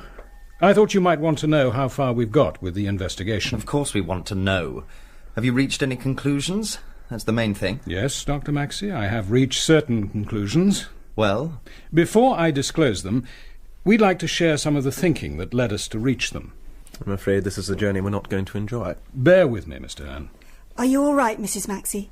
Would you like a glass of water? Thank you, Catherine. I think I would. It's been a long day. Allow me, Mrs. Maxey. Oh, thank you, Sergeant. There was nothing straightforward about Sally Jupp's death. The evidence pointed in two different directions from the start. She'd been strangled suddenly and with considerable force, and by someone using their bare hands. All this suggested a crime committed on impulse. But then, what about the drugged cocoa? That took planning and a good deal of premeditation. Perhaps two people tried to kill her. Separately and on the same night? No. That stretches credulity to the limit. I dismissed that idea almost at once. We weren't the only ones to hate her. What about Miss Liddell? It's all over the village that Sally had found something out about her and was threatening to tell. I can hardly see poor old Liddell climbing up stack pipes or sneaking in at the back door. You can't seriously imagine that she'd set out to kill Sally with her bare hands. She might, if she knew that Sally was drugged. How could she know? She was leaving the house with Dr. Epps as Sally took the cup of cocoa up to bed, and don't forget, it was my cup she took. The sommeil must have been put in later. It couldn't have been. She went straight to her room. What chance was there? It doesn't make sense. None of it makes sense if the drugging and the strangling are connected. You have another explanation? Suppose this drugging wasn't an isolated incident. Suppose someone had been doping Sally's evening drink regularly. Someone who knew that she was the only one to drink cocoa, so the tablets could safely be put into the cocoa powder. But why? Let's assume someone in the house had suffered more from Sally than anyone realized. Someone who wanted to discredit her with Mrs. Maxey, to complain if she consistently overslept. Martha? Martha? Of course. She could always get at those sleeping tablets. But why on Saturday night? After that scene at dinner, Mrs. Maxey had more to worry about than Sally getting up late. And why did Martha hide the bottle under Deborah's name peg? I thought she was devoted to the family. So did the family. Why did she leave the drugged cocoa powder for Sally that night? Quite simply because she didn't know about the proposed engagement. She wasn't in the dining room at the time, and no one told her. But as soon as Sally's body was found, she was in a blind panic. She thought she'd killed Sally with the drug. She ran to Mr. Maxey's room, took the sommeil and hid it. Dear heaven, it can't be. She's dead. Oh, my God! Oh, my God! Oh. While the rest of you stood around the bed, Martha's one thought was to hide the bottle. She ran to the garden with it, hid it in the first soft earth she found, and hastily marked it with the nearest peg. It happened to be yours, Mrs. Risco. And then, Sergeant? And then, sir, she went back to the kitchen, emptied the remaining cocoa powder and the lining paper into the stove, washed out the tin and put it in the dustbin. Exactly. And I believe that the next thing that happened was that Mr. Hearn came into the kitchen to see if Martha was all right. Isn't that so, Mr. Hearn? I did look in on her. She seemed stunned and kept repeating that Sally must have killed herself. I pointed out that that was anatomically impossible, and that seemed to upset her more. She burst out sobbing. Relief, I suspect. I doubt if Martha actually admitted she'd been drugging Sally. She didn't. Not to me. That doesn't mean you didn't guess. I suspect you coached her in what to say to the police. In fact, you've been quite ready throughout this case, Mr. Hearn, to allow the police to be misled. Towards the end, you went a step further and actually faked an attack on Mrs. Risco. That was my idea, Inspector. I made him do it. I may have guessed about Martha, but she didn't tell me and I didn't ask. It wasn't my affair. No, it wasn't your affair. That's been the attitude of you all throughout, hasn't it? Don't let's pry into each other's affairs. If we must have a murder, let it be handled with taste. Even your efforts to hamper the police would have been more effective if you'd bothered to talk to each other. That fake attack while Dr. Maxey was safely in London, it was a pretty poor effort at shielding him. But it wouldn't have been necessary at all if Dr. Maxey had told you that he had an alibi for the time of Sally's death. And young Derek Pullen, sir. Exactly, Sergeant. He needn't have tortured himself wondering if he ought to shield you, Dr. Maxey. If you'd bothered to explain to him what you were doing with a ladder in the garden on Saturday night. I suppose there's no objection to us knowing what you were doing with the ladder? Of course not. I was bringing it back from outside Bocock's cottage. We'd used it during the afternoon. One of the balloons had got caught up in his elm. I didn't want to leave the ladder there. The old boy would have carried it back next day by himself, and it's too much for him at his age. I wasn't to know I'd find Pullen lurking about in the old stables. Out he steps from the shadows like an avenging fury and accuses me of exercising some kind of droit de seigneur with Sally. I told him to mind his own business, and he lunged at me. I'd had about as much as I could stand, so I struck out and knocked off his glasses. All pretty vulgar and stupid.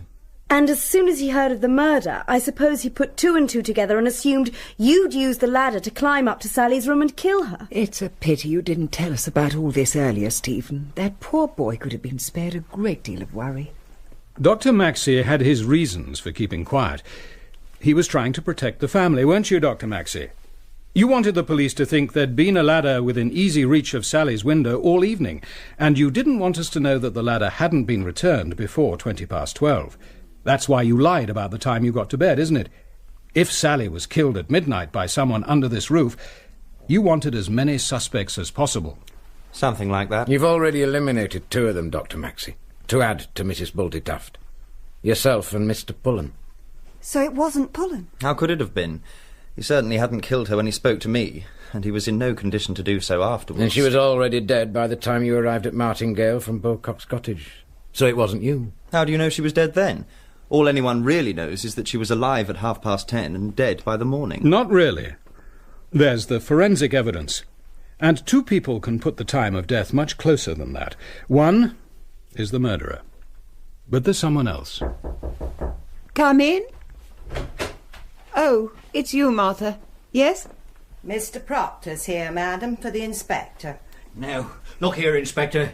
I've got to have protection. Protection? Who from? That Richie fellow, of course, Sally's husband. He's been round my home threatening me. Drunk, if you ask me. It's not my fault if she got herself murdered, and I told him so. I won't have him upsetting my wife. My daughter was there too. All that shouting is not nice in front of a child. I had nothing to do with this murder, as you very well know, and I want protection. I remember you. You were in this house on the day of the murder. Hey, you! What are you doing in here? Me? Do you mean me? Yes. This is a private house. Sorry, I was looking for the toilet. The lavatory's in the garden. It's very well signposted. Ah, yes, of course. I'm sorry. You'd better come and join the prayer meeting, Mr. Proctor. I assume you're interested in hearing who killed your niece? Don't be a fool, Stephen. Keep him out of it. So I'm not to stay? You'd like to pin it on me, wouldn't you? All of you. Don't think I don't know. If she'd been poisoned or knocked on the head, I'd have been in Queer Street all right. But one thing you can't pin on me is a strangling. And here's why. The scrawny, red-faced little man raised his gloved right hand in a curiously triumphant gesture.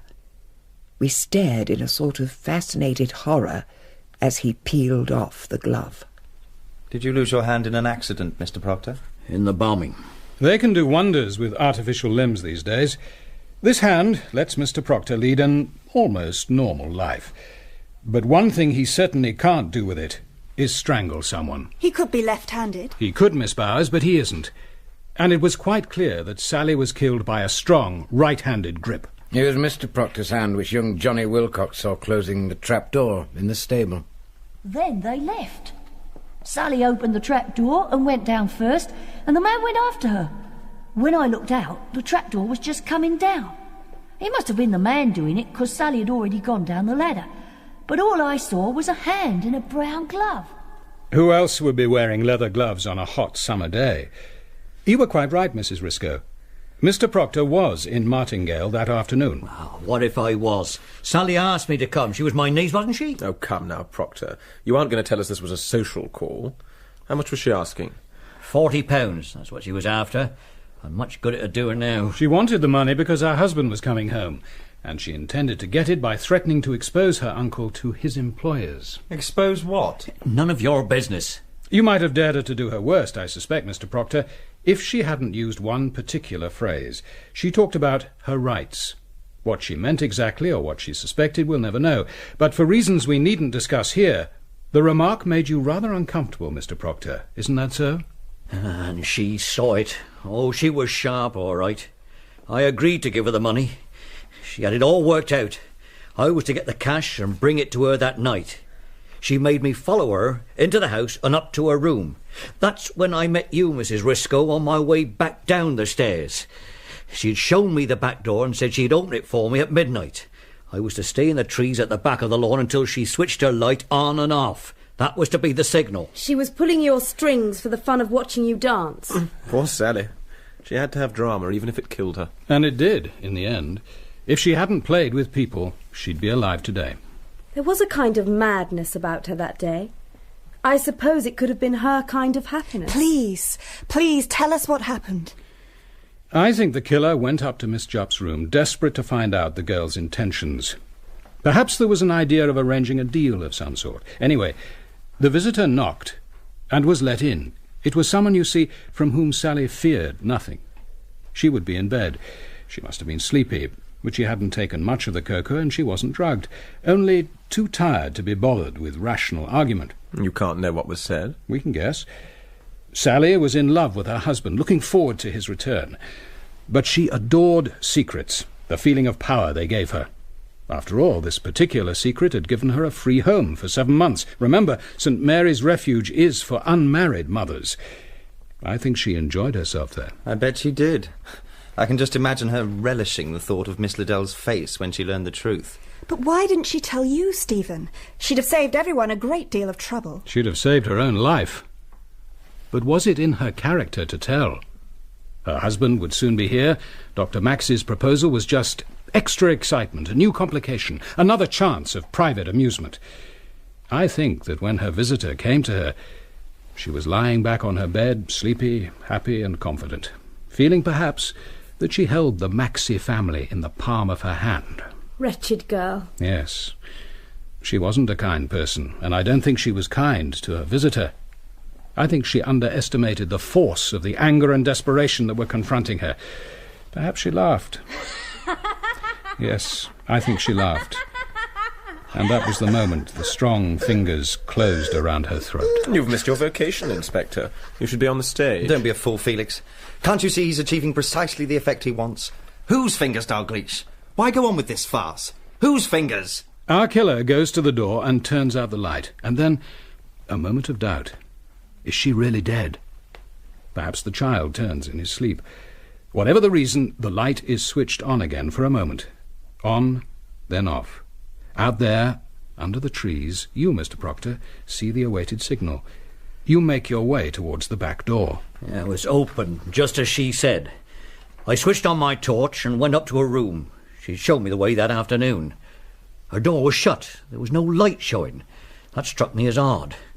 I didn't want to knock, so I opened it and called to her. She didn't answer. I shone the torch across the room and onto her bed. Funny how you can't mistake death. Sally was dead, all right. I went in, closed the door and switched on the light. I went over and looked at her. Then I saw the bruise on her neck. Until then, I don't think the word murder come into my mind. When it did, well, I suppose I lost my head. I made for the door. But you were too late, weren't you, Mr. Proctor? You heard footsteps coming down the hall. Do you mean that when I knocked at Sally's door... It was you, was it? I just managed to pull the bolt when you knocked and called her. You went away after a bit, but I wasn't going to wait to see what happened. I switched off the light. And you got out of the side window. That's right, isn't it, Mr. Proctor? Down the stack pipe. Only you fell. Oh, just the last few feet. I turned my ankle, though I didn't feel it at the time. I ran to where I'd hidden the bike and began to pedal home. Then I realised that I had to have an alibi. When I got to Finchworthy, I staged my accident. It wasn't difficult. I drove the cycle hard against a wall until the front wheel buckled. Then I slashed the tyres. I didn't need to worry about myself. I looked the part all right. My ankle was swelling by now, and I felt sick. You must have got home well after 1 o'clock on Sunday morning. About 1:15 it was. Yet Mrs. Proctor told us it was midnight. At 11:30 I'd gone to bed. I must have slept a little, but I got up when I heard him. It was midnight already. His face looked awful, streaked with blood, and he was shaking all over. I made him a cup of tea while he had a bath. It must have been 12:30 before we were in bed. He's still shaken up by it even now. Does that mean Mrs. Proctor... No, she wasn't in on it. She knows nothing about it. I'd already worked out that I had to get in without disturbing her and alter the 2 downstairs clocks. We don't keep a clock in the bedroom, don't like the ticking. Anyway, as soon as I set foot in the door, she's calling down to me. By the time she got her dressing gown on and come downstairs, I put the clocks back to midnight.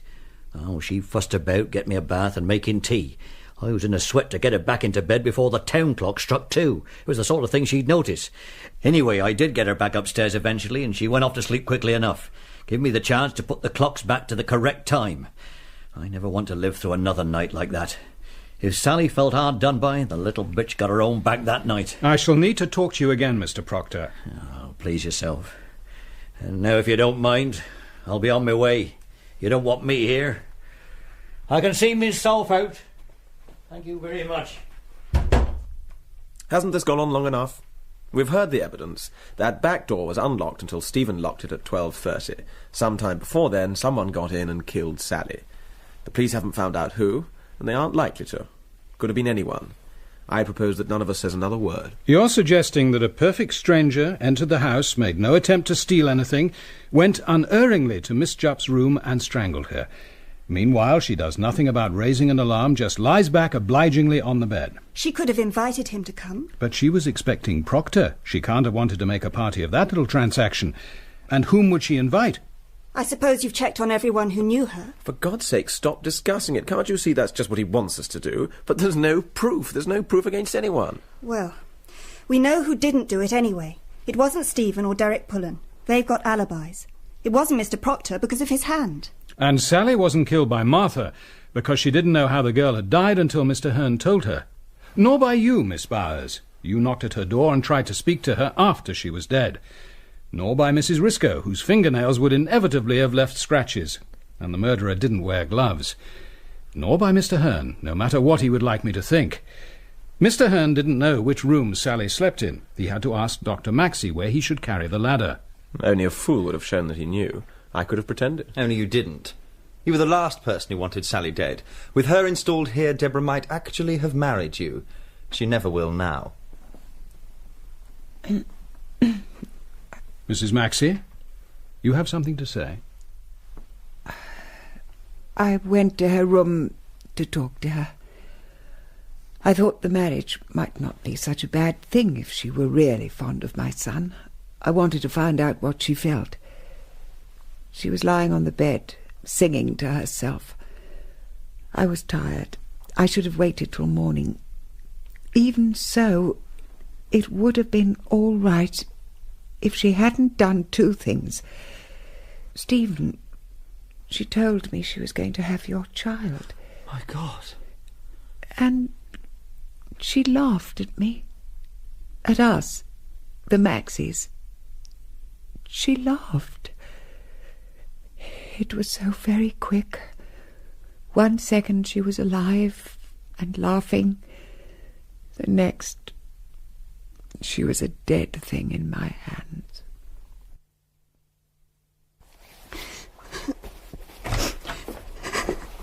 What are you doing? Packing. Why on earth did she confess, Catherine? Felix was right. They'd never have proved it if she'd kept quiet. Oh, you don't know her very well, do you? She was only waiting for your father to die. They'll have to reduce the charge. It wasn't premeditated after all. They'll send her to prison either way. Oh, Cathy, I can't bear it. You can't bear it. You don't have to. She does. And it's you who put her there. I don't know what you feel about me now, Stephen, but it doesn't matter anyway. I was in love with you once, but not anymore.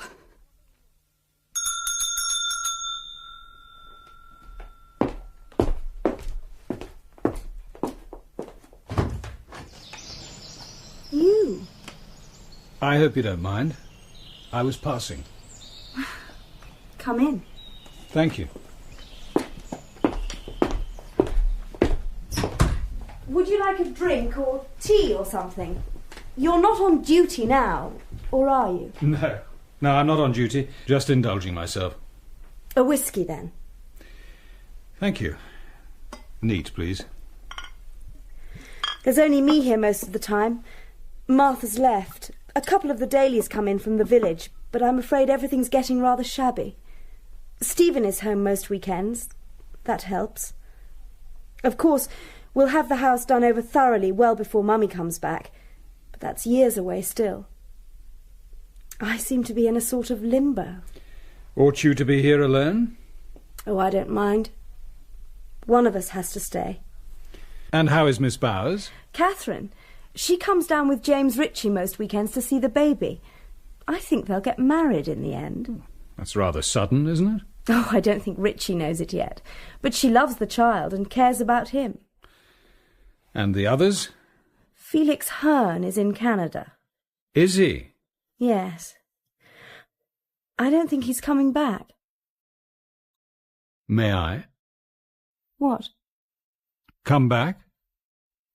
If you like. Would you like? Do you know? I rather think I would.